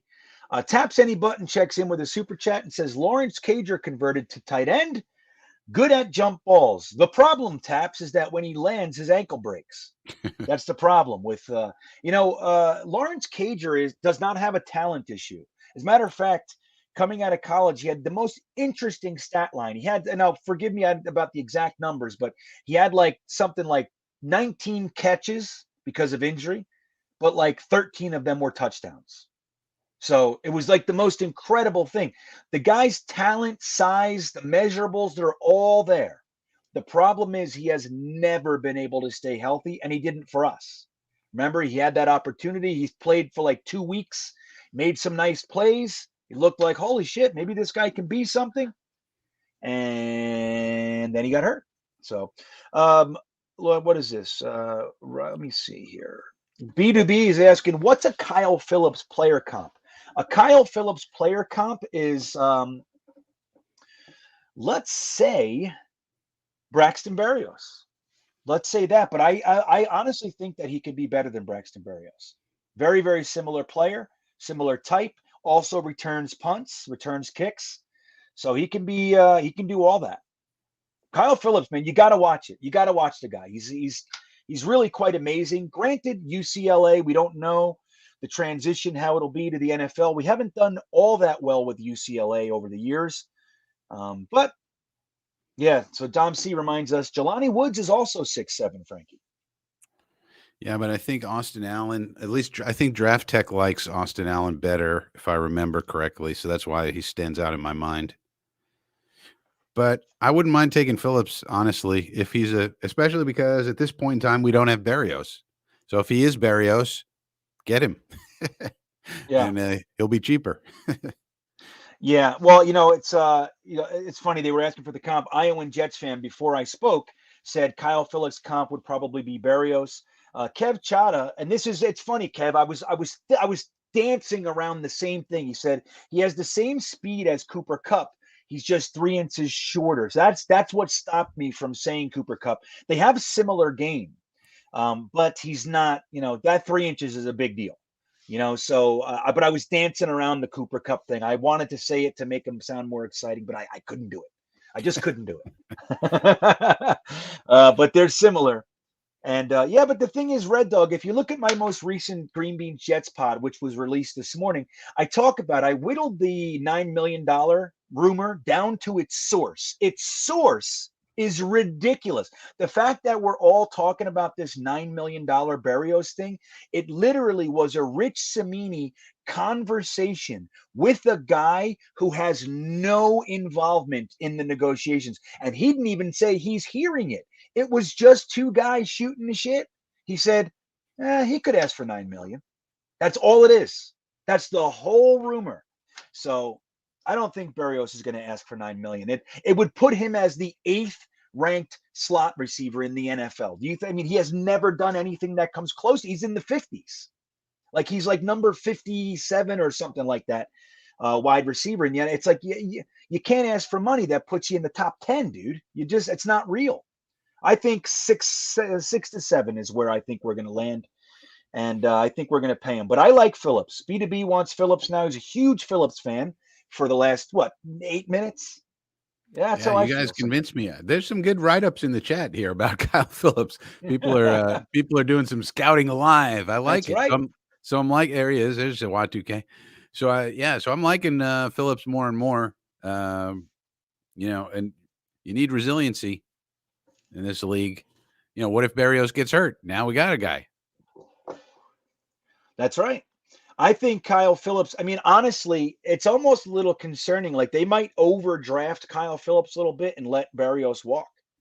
I mean, I think that they're the same player, but Phillips, I think, as much as I like Berrios, I mean, he has really won me over, man. Really. I'm a fan of Braxton Berrios. But $9 million is a lot of money, even though I don't think it's real. even $8 million. I mean, even $8 million. I give Berrios 6. I'll give him some escalators. I'll give him a signing bonus. I'll give him some extra money if he makes the All-Pro team, if he makes a Pro Bowl team.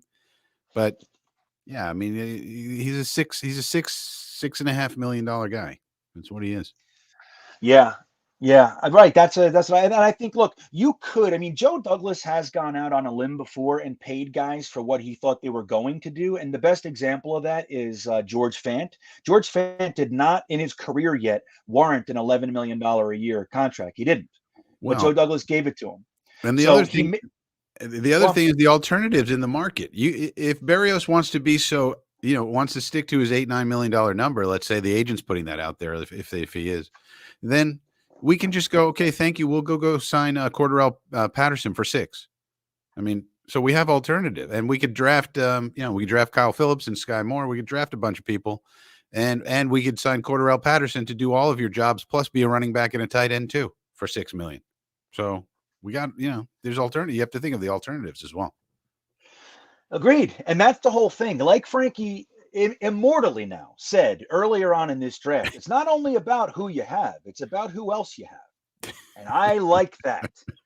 I don't think a finer thing has ever been said in any of these Monday Night Mocks, Frankie, or if ever. It's not about who you have, it's about who else you have. That's great. So are we thinking Phil? It looks like Phillips has kind of gained some. Modine is like, he's all right. He'll struggle to gain separation. But they do say the same thing. They've said the same thing about all those guys. Welker, Edelman. Don't forget, man. Like, they say those things about those guys. And some guys, Berrios had an interesting interview. I think it was with Bleacher Report recently, when they asked him, what advice does he have for smaller wide receivers trying to make it in the NFL? He said, hard work takes care of a lot. Like you can outwork the guys with greater measurables than you. You can. Like that's what it's about. When you have, you can't control your size in many respects, right? Like your height, those types of things. But you can work harder than the guy who has that desirable height. And for those guys like the Woodheads, the Crebettes, those little guys that aren't supposed to make it, that's how they get there. And by all accounts, Kyle Phillips has that. So, and this also discounts the fact that a lot of times defenses are in zone and not man, especially if you're coming out of the slot. You're probably not in man and you're not being man covered. So it's about getting to the spot, knowing your route, getting to your route quickly, making the damn catch, not dropping the damn ball like a lot of our people did last year, and then getting as many yards as you can with yak. So, half the time the other team's in zone anyway. So, yeah, well, that's a great point. And so when you got guys that are precise and disciplined, that's the guys who make it in those positions.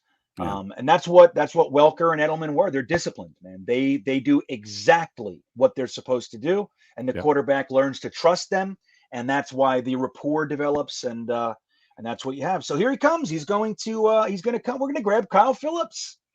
I can't believe it. This is going to be great. Here he comes, everybody. Kyle Phillips. Now we got At pick- two Kyle Phillipses.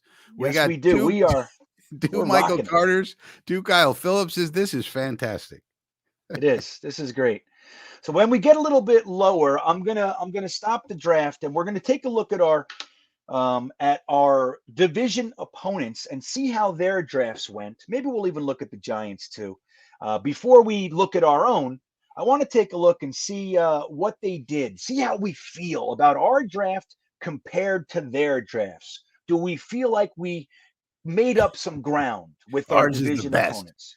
There's no way they're better than us. No way. I don't even know who they picked, but there's no way they could be better than us. I agree. I tend to agree, Frankie. I'm a big fan of what we do. I mean, we did it. It has to be the best. We Agreed. I'm a big fan of what we do here, guys. I really am. I must admit that. Let's see. So we're in the 220s. Let me see. I'll get them down. Here's Dallas. Dallas. There's the Dolphins. Let's see what we got here. I'll get it down to the 240s and I'll stop this thing and we'll take a look at the division opponents. There's Buffalo. Let them get a pick.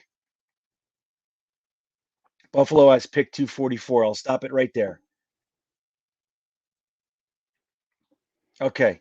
So let's take a look at the Buffalo Bills draft, everybody. What did they do? Okay. Ooh.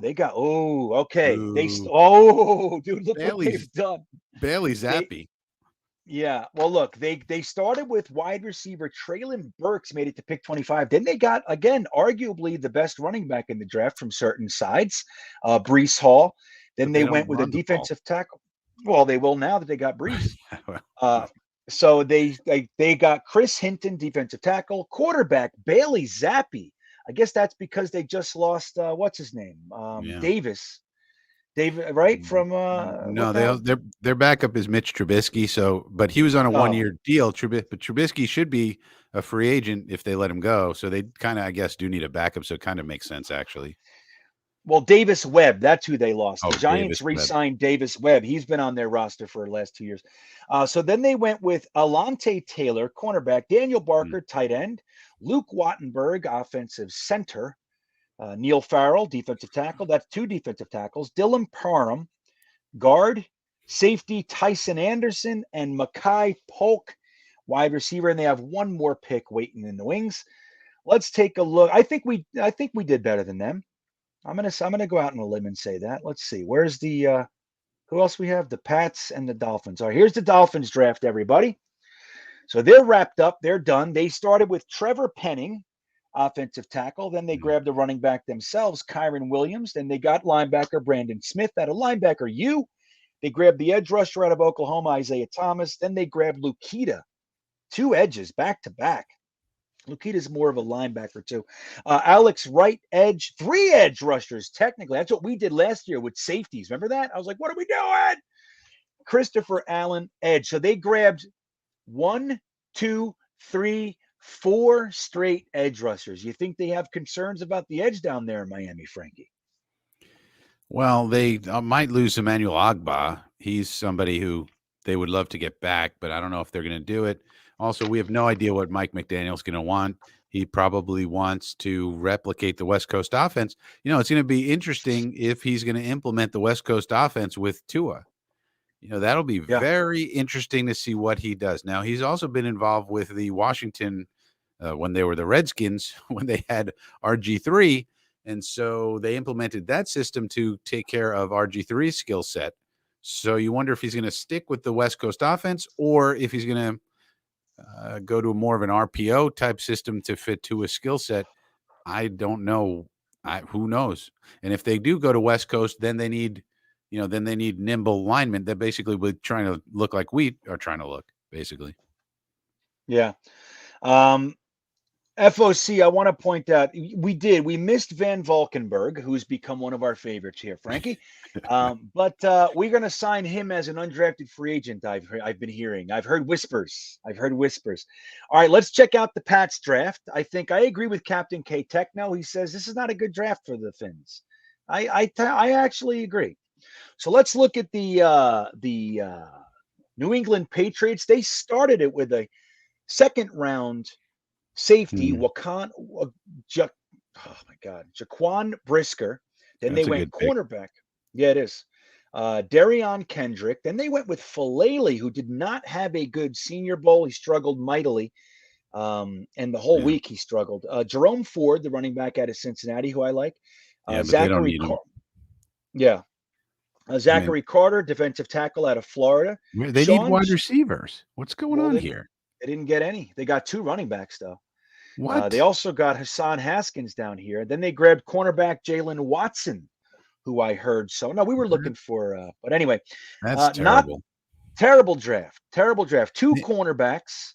They need wide receiver very badly. What are they doing? They didn't got get one- they didn't get they didn't get Mac Jones any help at all, really. None. Well, he doesn't need it. He's Mac Jones. He'll just check it down all day. Check down Charlie. Good job, Mac Jones. That's right. He's Mac Ice. So what was the nickname they called him? What the hell was it? D-Mac? Some shit. What'd they name him? McCorkle. So they grabbed 3 cornerbacks and 2 running backs. The Patriots did not impress me. It looks like we're going to be able to make up some ground here, boys and girls. Here we go. So here's our draft recap, everybody. Remember, this was the deny all trades edition, so we did not gain any capital for next year. But we did start with Icky up top, the offensive tackle out of North Carolina State. Then we followed that with an edge rusher, Jermaine Johnson. Some circles, he is the 3rd-rated edge rusher in the entire draft. So we got ourselves a steal there at the 4th edge rusher. We got arguably the best tight end in the draft at 35, Trey McBride. And then we went with a cornerback steal, Trent McDuffie at 38, Verone McKinley, the safety out of Oregon. Then we went wide receiver with Sky Moore out of Western Michigan. Pick 116, we got ourselves a linebacker, Darian Beavers. 146, we took Brian Robinson Jr., the running back out of Alabama. And then we wrapped it all up with Kyle Phillips out of UCLA, the wide receiver, Dynamo. So, Frankie, before I get your letter grade, I want to remind the chat that I'd like to see what you give this. So give us a letter grade here, everybody. Let me see. Well, Gangrene says ridiculous reach. But again, there was arguments that he's the 3rd-rated edge rusher. So give us a letter grade in here. We want to know what you guys think. A to F. No Z's. No Z's, everybody. A to F. So, Frankie, what do you think? We'll check out some other teams after we give our letter grades. What are you thinking, Frankie, if you had to give this one a letter grade? Well, McDuffie at 38 is an incredible pick. Iquanu could turn out to be the best lineman in the draft, so you got to be pretty happy with that. Johnson on the edge with Carl Lawson. So now our starting defensive line is Jermaine Johnson, Quinnen Williams, JFM, and Carl Lawson. Good luck blocking that. Good luck. Yeah. And the second line is C.J. Mosley, Jamian Sherwood, and Damian Beavers. That's pretty good. I don't know as much about this Verone McKinley kid. I wrote down I got to do some research on him, so I don't know if I or am lukewarm about Verone McKinley. But we did get. I mean, this is an A draft. We got Brian Robinson late. That's our running back too. He's going to get a lot of picks. I mean, a lot of carries. And we got Kyle Phillips and Sky Moore. One of them is going to turn out good, maybe, to be our wide receiver 3. I mean, this is very solid. B+ A- draft, in my opinion. There you go. Okay, Frankie says B+ A-. Let's go through the chat real quick. Nathan Colgrove gives it an A-. There you go. He's Rob V says he agrees that Jermaine Johnson was a reach, but he gives it an A nonetheless. B2B gives it an A-. Vafadouce gives it an A. David Goodstein comes around and he lowers us a little bit. He says C- for me. Captain K Techno A-. Watu-K A-. Gitmo Bob gives it a B. That's pretty good for Gitmo Bob. Yeah. B-. There it is. That's like an A+ for Gitmo. Let's be honest. Yeah, it is. He's a tough customer. He is. Gitmo Bob. Ant Jets A-. Modine says C- as well. Follower of Christ says very fresh feeling draft. Solid B+. Yeah, I gotta say too, this is different than what we usually see on our draft board here at Monday Night Mock. So for me, it feels, I guess fresh is a good word to describe how I'm looking at a bunch of names I don't usually see on our boards, which I find interesting. Orphanage Builder DeGrom gives it a B. Kev Chata says B minus. M.I. Amish says A. Let's see. Hank G says B. MM1024 says B plus. George Gillen, A minus. Here's a spammer. I'm going to block you. Get out of here. Stud City says A minus. Red Dog says A minus. Jason Valente says reach for Jermaine Johnson at 10, but is stealing with McDuffie at 38, so A minus. Good logic, Jason. I like that. Let's see. Gang Green says mid first to second round grade at 10, C. Okay, makes sense. I get it. 4 starters plus 3 more weapons for Zach. Yeah, exactly. Yeah, George says Icky's not falling to 10. I agree. I don't think he's falling to 10 either. Jeb Stewart says B. Nicholas Cook says B. Chris Donato says B minus, C plus. He's in that range. Let's see. Anything less than a B, you're hating. Robbie. Anything less than a B, you're hating. Gangrene says C. No, I get it, man. Hey, look, that's what makes this so good. That's what makes the 10 o'clock mock so good, is that we have 200 and change in here, man. And we all have different thoughts. We think different things. We feel that, and we can come in here and we share them together, and democracy rules. And that's what I like so much about this. Green Chimp says, I love this guest, Green Bean. Me too. Isn't he a good one? Frankie Appreciate from Flatbush. Yeah. Frankie from Flatbush is a stud. Make no mistake. Ron Mo Lake Louiso says B for me. Smokin' J Cut fan gives it a B. You know something about Jermaine Johnson. So I think Jermaine Johnson's going to rise up draft boards right now. You know, some of the comments in the chat are correct that he currently, according to the ranking that I like the best right now, which is the Bleacher Report one, he does have a second round grade right now, edge of the second round. But I think I think by the time the draft comes, he's going to be moving up after the combine and things like that, because he did so well. Green Bean, you might want to talk about this. He did so well at the Senior Bowl that he opted out of the game. And I think after the first or second day, he was so dominant that he said, you know what? I'm done here. I'm not chancing injury. I'm so good. I proved myself so well. See you guys at the combine. I think that's what he said. So if that kind of a performance really tells you something.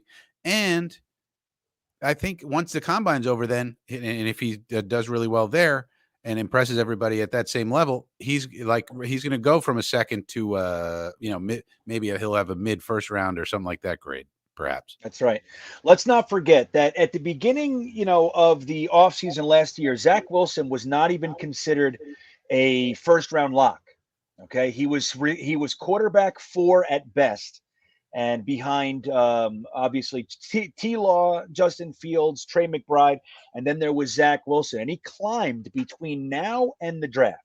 So it happens all the time, and so I get it. I totally understand most people's takes. I understand what Gang Green's saying. He's kind of the mouthpiece right now for the Jermaine Johnson reach, and I get it. I think it makes sense. I don't disagree. It was a reach. Kev Chata, I want to remind you that this was the theme, though. I get it that we could trade back, but we weren't allowed to tonight. I listened to what you guys say. Most of the suggestions that I put up there to vote on are from you guys. I get all kinds of comments all week. I get, hey, what about if we tried this? What if we tried that? And I collect some. I put it up there together, and you guys pick it. So I love to trade. This was hard for me. This is not an easy fucking draft, man. This is not easy. So you do love the trades. I can't. Green Bean loves to get the 2023 draft picks and 2024. Everybody else is like, no, I don't need, because you can't. But Green Bean will wind up with a draft and you see it. It's like we got the 2023, 2024, 2030 pick. Yeah, that's what I like, because I that adds weight to me. It's like, look what we've done here today. Look at the work we've done. I like that.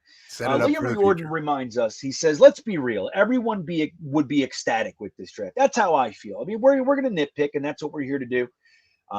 But I think that would be the case. This would be a stellar draft if we pulled this out. So don't make it about one guy. I think, again, as was pointed out, Jermaine Johnson might be a reach, but then again, we got arguably a first round talent at 38 as well with both Trey McBride and Trent McDuffie. So there you go. Everybody's coming alive and saying Frankie rocks right now, man. This is real. Appreciate that. Flatbush. Yeah, Frankie's great. Everybody loves fucking Frankie. That's right. Bensonhurst. Bensonhurst is a great neighborhood. Let me say, I spent a lot of time in Bensonhurst as a kid playing basketball and walking around, and I love Bensonhurst. Yeah, I worked in Bensonhurst for a while, but we Great filmed place. movies over there. We would always film. There was some locations that we filmed in Bensonhurst, and I was there Cinematic. often. It's a very cinematic neighborhood, isn't it? It's very nice. Yeah, yeah. It's when you're trying to get that feel, Yeah. it's there. It feels like that. Mm. Akimbo middle fingers. Akimbo. Akimbo middle fingers says everybody subscribe to Frankie's channel. He's a great guy. And to remind you, that is Frankie from Flatbush on YouTube. And I agree, man. He should have significantly more subscribers than he does. But hey, things take time. He's getting there. But if you haven't subscribed, now's a good time to do that.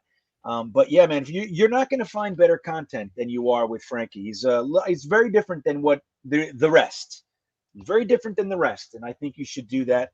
Thank you, Middle Fingers, for reminding us. I appreciate so that. let's. Frankie needs to be a regular. Well, he is a regular. He's on every week on the Thursday thick of it. And am I Amish? You got to come hang with us. Yeah. On the Thursday show. Frankie's on every week. Yeah. Thursday thick of it. What is there any better place to be? Only probably the Monday mocks. That's right. It's the only thing you can argue is the Monday night 10 o'clock mock. This is a late one now. So, all right, though I had some requests to check out some other teams. So let's do that real quick. We'll take a look at the Eagles and the Giants, and then we'll wrap this one up. So the Eagles started with Garrett Wilson at wide receiver. This is a great draft. Holy smokes. Shit. Yeah, dude. The Eagles are going to the Super Bowl, everybody. This is a slam dunk draft. Smokes. Garrett Wilson. They got Sauce everything Gardner, they need. Devin Lloyd, Oh, Jalen man. Peter, Holy Tyler Algier, Cade Otton, Grant Calcaterra. They went to tight end twice. Amare Barno, who I'm not all that familiar with, and Quentin Lake. So they got two safeties, they got two tight ends, they got a wide receiver, a cornerback, a linebacker. Yeah, man, this is dude. Let me just tell you something. Right to here is stout. Yeah. And if the last three guys don't do anything, who cares? They filled all their needs in this draft. They don't even need to sign any damn free agents. If Jalen Hurts is any good, that team is going deep in the playoffs, especially because it looks like Kelsey, their center, is coming back. Everybody thought he was going to retire. He was excellent last year, so it's looking like he's going to come back. So now that offensive line is excellent. They're getting Brandon Graham back. That team, if they draft anything like this, that team is going to be fantastic. Yeah, agreed. I like it. This was a good one. Let's check out our crosstown rivals, the New York Giants. Let's see what they did. So, this is another. Okay, all right. So they started with George Karlaftis. Then they grabbed Kyle Hamilton. That's a first round right there. Then they went running back in the second. This is not Kenneth good. Walker. No. Jalen Wiedermeyer. This is not good. They need offensive line. Who's going to block for Daniel Jones? They took care of it in free agency. This is what they're doing. So they got Jalen Wiedermeyer, arguably the top pass catching tight end in the entire draft. He might have a little bit of an adjustment period coming out of coming into the NFL. He might have some trouble, in my opinion, but he's arguably the top pass catching tight end in the draft. And they went and got there's their tackle, Abraham Lucas, right there, pick 81, third round pick. Then they got quarterback Brock Purdy, the guy who's been throwing to Charlie Kolar all this time. Then they got Leo Chenal. Then they got another tight end, Greg Dulich, defensive tackle, and safety Nick Crow. I think this is a very admirable draft. I like this draft. Well, not for what they need, though. I mean, but they need their first pick has to be offensive line. I don't care what anybody says. They have to get premium talent. I mean, they've been spending picks on offensive line and missing for for whatever picks they've made, in the second, third, fourth. They've been trying to get by with these guys. And I think they need a premium talent offensive lineman. Premium talent. At least one, and probably two. I mean, Daniel Jones is like a turnover city. You got to block for that guy. Talented, but you got to block for him. Otherwise, he's Fumbalaya. Otherwise, Fumbalaya. Well, yeah, I think, look, you have a point. As much as I liked Andrew Thomas coming out, and I did, Yeah, I think it's been disappointing. that's probably wise. I think that's wise. But they did get a third round tackle, so there's that. Don't forget, man. We place a lot of emphasis on the first round where offensive linemen are concerned, but for the last 50 years in the NFL, I mean, the second to fifth round was where you got offensive linemen. That's where they, You can. most of the guys you see around the NFL are not first round picks. But the Giants haven't proven they can. That's the thing. Now they have a new GM, so maybe the guy from the Bills is going to shine. Shone, whatever his name is. Well, I'll tell you what, Bean up there in Buffalo has done an exceptional job as a GM. So if he's his understudy, they're going to be good. Dude, look, when we looked at what the hell was what was his name again? I'm already forgetting his name. Gettleman. Gettleman, how many times did he make a pick and you went, what? Yeah. All right. So I think he took a lot of chances and they didn't work. So maybe you just need a nice systematic approach. I think they're going to be in better hands. You don't know how it'll end, but I think Gettleman was a laughing stock, in my opinion. Daniel Jones at the front of all of it. What a reach. So there you go, guys. So here, I'll bring ours back up just so you can see it. We did not gain any capital for 2023, sad to say. But so yeah, that was Stud City's request. No problem, man. But Nathan is saying the Giants are closer to an A- waiting till the third for an offensive line. Yeah, I think they got some good players. But the Eagles draft, out of the drafts we looked at, I think the Eagles, that was a slam dunk, man.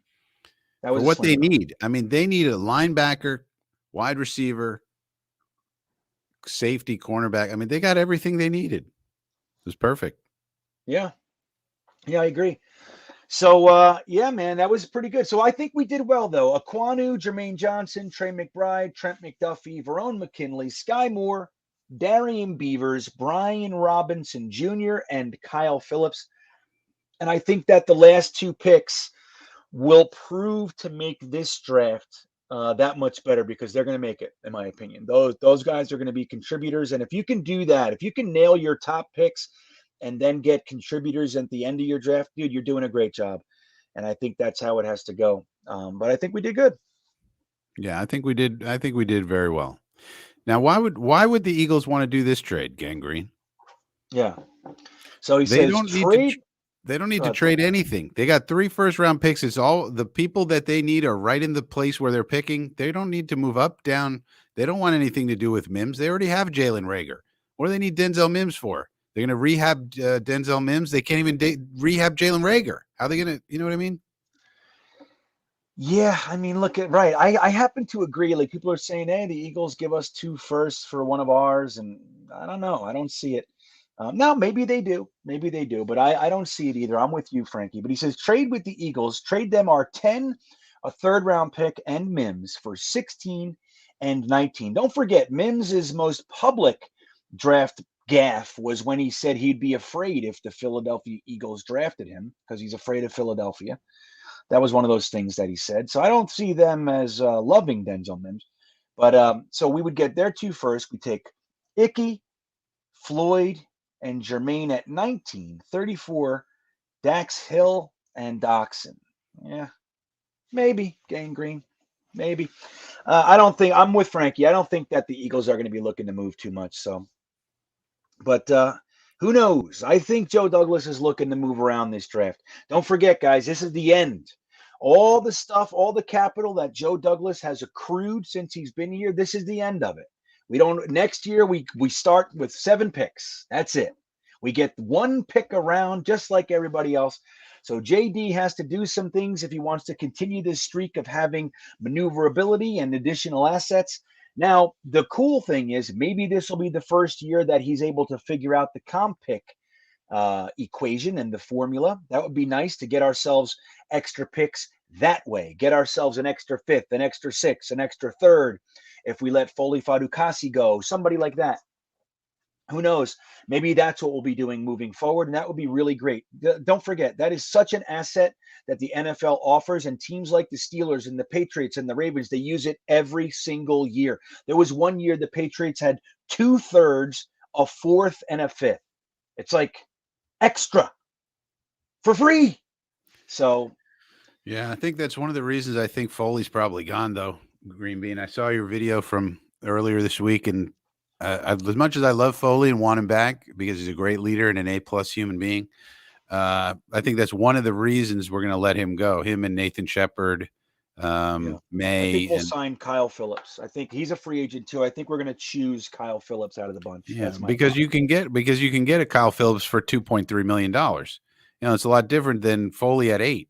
A Kyle Phillips at 2.3 is a good value. Foley at 8, maybe it's a good value. You don't know. If he plays really well, it's a good value, but he didn't play that well last year. He played okay-ish. It wasn't bad. But so I think other teams might value Foley more than we do, and they might give him a big giant contract, and then that helps our formula, right? Yeah, it does. So that's the whole thing. Look now, and look, Stud City's pointing out another asset, another way that you can do things. It's crazy. San Francisco is getting 2 third-round picks because they let McDaniels go to Miami, and they also got the 2/3 for Saleh. Well, what does that tell you about the San Francisco coaching tree? I mean, they're doing it the right way. They're doing it the way that the NFL is trying to encourage teams to do this, which is all they're saying is to expose people. They want people to be exposed to have equal opportunity, right? You can have your thoughts anyway, but that's what the design is. San Francisco's doing it right, and I think we are doing it right as well. We're putting minority coaches out front, and I think with the lead being Ron Middleton. And I think maybe in the future we might be able to get some of that too, which will be neat, man. I think Ron Middleton has proven, at least shown he has potential, man. So, but hey, you got to applaud San Francisco. Comp picks, the other rules that encourage minority candidates getting exposure. So they just got 2 years in a row that they got 2 additional third-round picks. You don't think that helps, man? You don't think that helps? Shit, that's fantastic. So. Well, it doesn't work that way, David Cohen. It works the other way. Like we don't like the Miami Dolphins aren't giving anybody picks. The NFL awards these picks, right? So when we hired, but you don't get it to hire. You don't get compensated to hire minority candidates. You get compensated to bring them through your program, your staff. So when you promote guys to a position where they can get those interviews, then the NFL will reward you for what you've done all those years to build those guys up. And and I think it's good, man. I like it. It's starting to work. What's that? It's an incentive for you to have the pipeline and and giving guys more and more opportunities. I mean, a guy like Leon Washington, is there any question Leon Washington has a future in coaching? I mean, that guy is fantastic. That guy's fantastic. It may take a little while. He's got to get experience, but he's going to be, eventually he's going to move up the ranks. And Ron Middleton, the more we get exposed to Ron Middleton, the more we love this guy. I mean, love him. Did you see the trailer for the new Flight 2022? It came out tonight. Oh no, I didn't. I'm going to watch that as soon as we're done here. And Middleton has another great quote in there. He says, "Everybody wants to go to heaven, but nobody wants to die." And I don't know. I don't know what the context is. I don't know what's going on, but it's another great quote out of Ron Middleton, and I'm hyped for the next Flight 2022. I'll tell you that much. Oh, I loved last year's. Dude, Yeah. Frankie, let me tell you something. I mean, as much look, number one is always going to be sitting down, watching a game and watching your team play well, right? There's nothing better than that. But right behind that for me is getting into the war room, like getting into their thinking on how they're building the team. Like I love it, man. I like it even more than the breakdown of defensive and offensive calls. And I like this stuff better. I actually do. I get more interested in the larger thinking. That's why McCagnon and Idzik fucking dude, I was miserable those years. Like I really was. I was miserable. But having Joe Douglas and these little windows into getting to see these conversations and how they think, Phil Savage and Chad Alexander and all these guys, like I love big picture. I love big picture, man. Yeah, and they're showing in this video, the trailer, they're showing all kind of stuff from the Senior Bowl. So we're going behind the scenes of the Senior Bowl. We're going to find out what Middleton was saying to the guys, and they got Saleh up there talking to all the coaches at the restaurant they're in or wherever they are, and telling them this and that. It's going to be fantastic. I'm so hyped up for it. And they're saying it's coming in the summer. It's February. They're doing a hype video in February for summer. I'm like, look, can I get an episode in March? What's going on?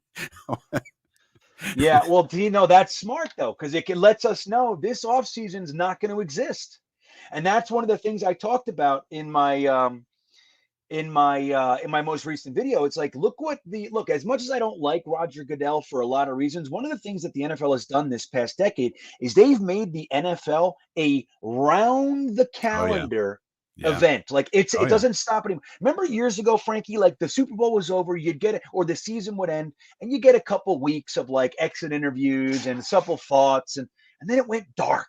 Then you had like a week around the draft. It was kind of small. It wasn't what it is today. It was just a little tiny quiet gathering, bunch of little suits smoking cigars in a building, and I'll take fucking Charlie Watkins in the 4th round. Like that's all it was. And now it's like all year there are these events. It just doesn't stop. And now the Jets are saying, hey man, don't go to sleep in the summer. We got Flight 2022 coming out, baby. I mean, ESPN used to televise one round of the draft and then cut away to a tractor pull, literally a tractor pull on ESPN. Nobody wants to see round 2 of a draft. Nah, let's go to this tractor pull over here. What? Can you imagine? Now it's prime time Friday night, 3-day event. Watch TV. Yeah. It's crazy. And everybody's talking about, everybody's doing, and it's just crazy how things used to be. So that's what's been good. Like you got to give it to Goodell and the rest of the NFL. Like this past decade, they've changed that into now we get to do this all year, which is great because as much as I did like I used to be a big basketball fan, big NASCAR fan, and I watched the Yankees too, and even some Islanders and stuff. Like it wasn't the NFL. It was just kind of a pacification. You know what I mean? For me, I did like the Nets and the Knicks for a long time. I loved that. I used to go to lots of games and stuff. But the Jets were it. The NFL is it for me. I'm a football fan. That's my love.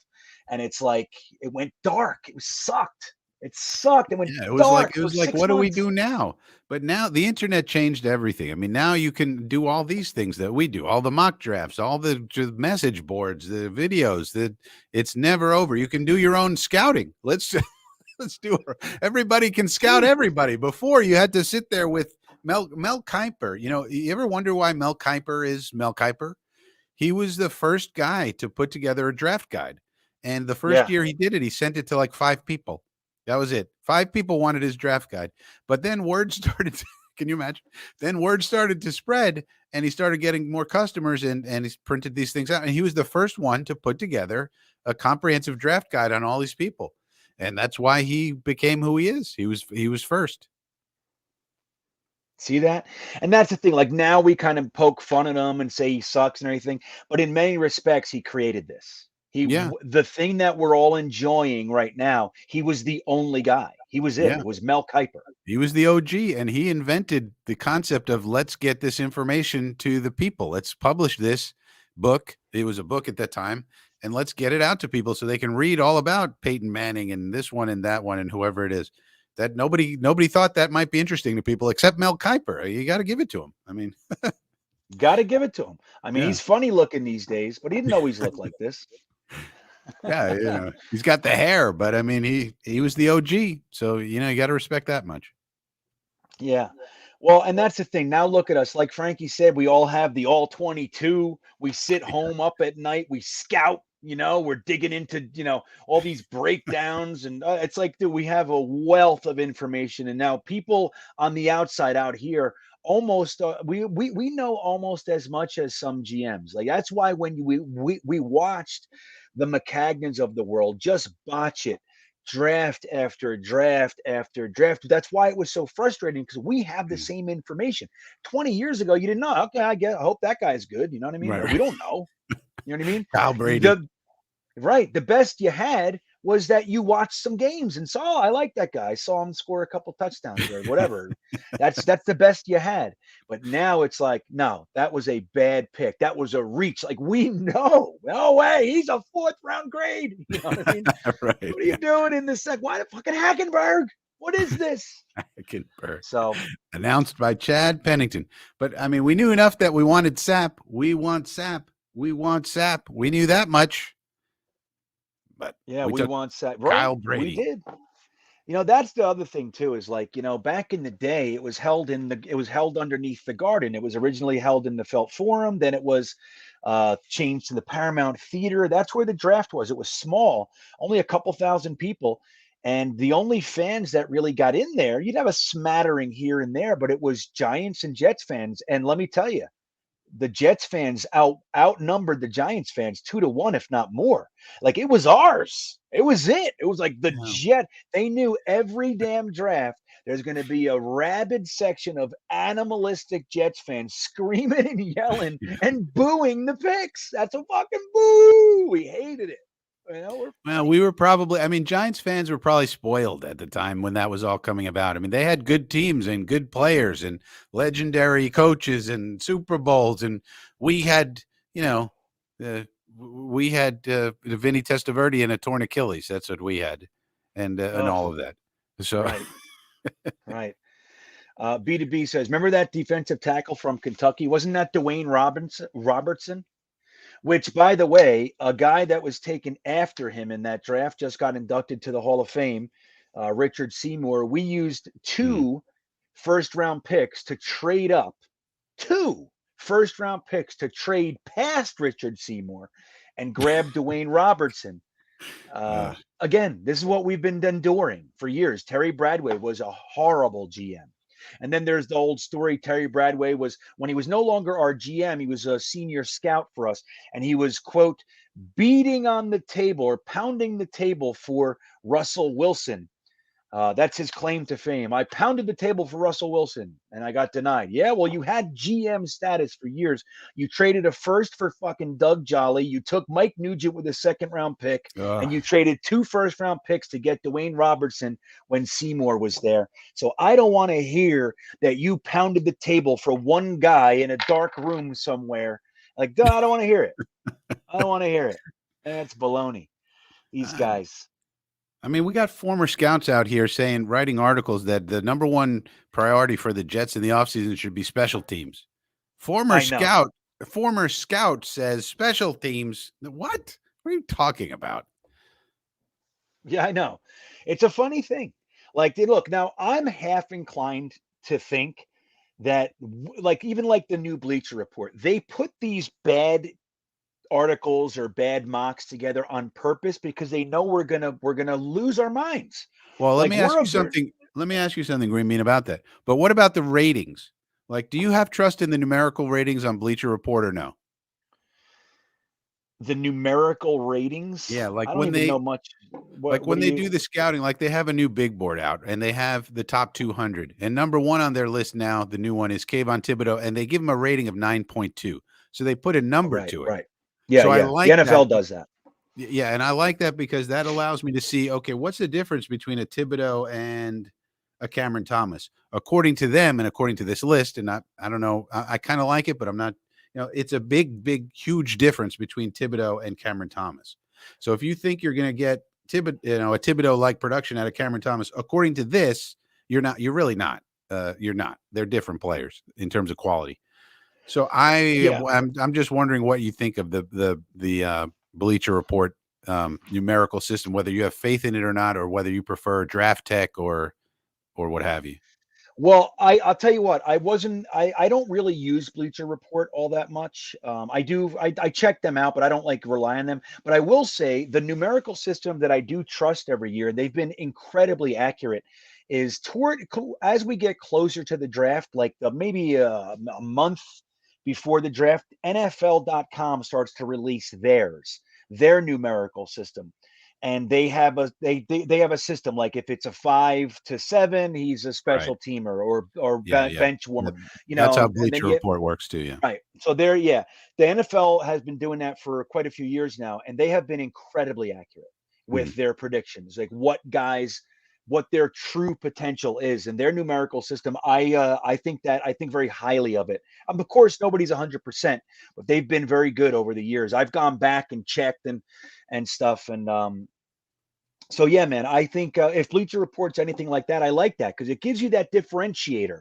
Like you have guys in a tier, and you look, one's a 9.2, one's an 8.5. Now they look really close on the surface, but that's a big difference. And Right. why is that? Why are they saying that? And then if they can detail it, why that is, I like that sort of stuff because it starts to get jumbled, man. And look, the truth, this isn't, I got shit to do all day. I can't, this isn't my job. If I could do this 12 hours a day, I would know a bit more, but it's like for what we're doing with the time we have, it's really helpful to be able to have some of that stuff kind of lead you in some directions, at least in large part. And obviously we all fall in love with our own guys and all that sort of stuff. But yeah, I like it. I'm going to check Bleacher Report out and see how it compares to the NFL. Yeah, I'd be curious to know because I do like the guy. So they have actual scouts who do the rating, so that's good. And I know the scout who does the offensive lineman in particular, Brandon Thorne. He's the guy who I know he's excellent because I've seen him do many, many breakdowns, and he's an absolute expert at knowing who's a good offensive lineman and the finer points of technique and all that stuff. Now, the other guys who are their scouts on there, I can't verify the same way, but it seems like a good system. Because it's much better than just seeing a list of guys. If all you do is see a list of guys, it's hard to know what the delta between guys is. Yeah, well said. So yeah, man. So there you have it. I mean, we give you guys some good information. There's our draft. The official draft doesn't change at all. But there we are. So I think we did a good job tonight, guys. I think you guys are the best chat in the business. I mean, honestly, I check out other medium, like other types of videos, Secrets of Egypt, whatever it might fucking be that I'm watching, and I watch their chats, and there's nothing like ours. There's nothing as interactive as you Jets fans in the chats that we have on these live streams. And I'm grateful, man. I'm grateful for you guys. I want to congratulate the winners again, B2B 111079, who is still here. You are the grand prize winner of the Green Bean Love Package. We are now calling it from this point forward. Make sure you reach out to me so I can send it out right away. And congratulations to Gitmo Bob and Mindy Adam as well. The 0.3% of the females that are watching, one of them won. Amazing. So, and thank you, Frankie. Why don't you tell everybody what you got coming and where to find you? Yep, Frankie from Flatbush channel right here on YouTube. Tomorrow we got Tuesday News Day. Tomorrow's Tuesday. We got the Tuesday News Day coming out. It's a long one. It's like 47 minutes, but there's a lot of news to cover, so I'm covering it all. And then on Thursday, I think I'm going to do a video about comparing the 2019, 2020, and 2021 drafts between the Jets, the Bills, the Patriots, and the Dolphins, and see which of the players are still on the team, how many snaps did they play last year, and what were their PFF grades, to see who really does the best in these drafts anyways. And you'll be surprised by how bad, in particular, the Patriots do at drafting. They're not good at all. It's one thing I noticed. The Bills are pretty good, and then where the others are in the middle. And then we'll do, and then Sunday I'll have another video. I'll probably do another mock draft, and this time I'll use probably this Bleacher Report system to guide me more on who to pick, because I'll know the delta scores, in between who's better and by how much. And so if somebody's available, like I picked in my last mock Cameron Thomas. Cameron Thomas is the 13th rated edge in this system. So I probably wouldn't have done that if I went by this last time. So we'll do another mock for Sunday. And that's the sort of stuff you get at the Frankie from Flatbush channel. Yeah, it's awesome. Tuesday News Day. I can't believe it took to 2022 for somebody to say those two words together, Frankie. Yeah. There he did. I will remind. Yeah, that's right. He's full of shit like that. So think about this. Frankie gave us this gem earlier. It's not about who you have. It's about who else you have. Right. best thing of the day, if not the year. So there you go. Thank you all, guys. All you guys with the nice comments. Thank you. And again, don't forget to like and subscribe. And the Patreon opportunity is still there. The link is right in the top of the description of this video, guys. It's rocking, man. We have some good ass times in my Patreon, specific private content for the guys that are in there, all kinds of fun stuff. And we do weekly events and everything, and then monthly classic game watch parties and stuff. I think this week is this month, in a couple weeks at the end of February is, I believe it is the Jaguars Jets home playoff game that I was at that game, just like the Midnight Miracle. I was there. And we're going to rewatch that one and relive that game where Keyshawn Johnson had 2 touchdowns and an interception. Frankie, how does it happen? Well, if you don't remember how it happened, watch the game with us and find out. But thank you, guys. I appreciate you all being here. Have a great night. And we will see you, probably next time. Take care, everybody. 1, 2, 3 o'clock, 4 o'clock, rock. 5, 6, 7 o'clock, 8 o'clock. Johnny Lamb Jones. As a season ticket holder of the Jets, I'm going to fool Ken O'Brien of California Davis. Obviously, the Jets know something that, the people up there don't. Fullback, Roger Vick, Jeff Lageman. Jets just don't understand the dress all about. Blair Thomas, running back, Penn State. Johnny Mitchell. The New York Jets select tight end from Penn State, Kyle Brady. Vernon Golson. Cleveland's graded the 5th pick to the New York Jets. And with the 5th pick in the 2009 NFL Draft, New York Jets select Mark Sanchez. D. Milner. Smith. Jets select quarterback Christian Hackenberg. Sam Darnold.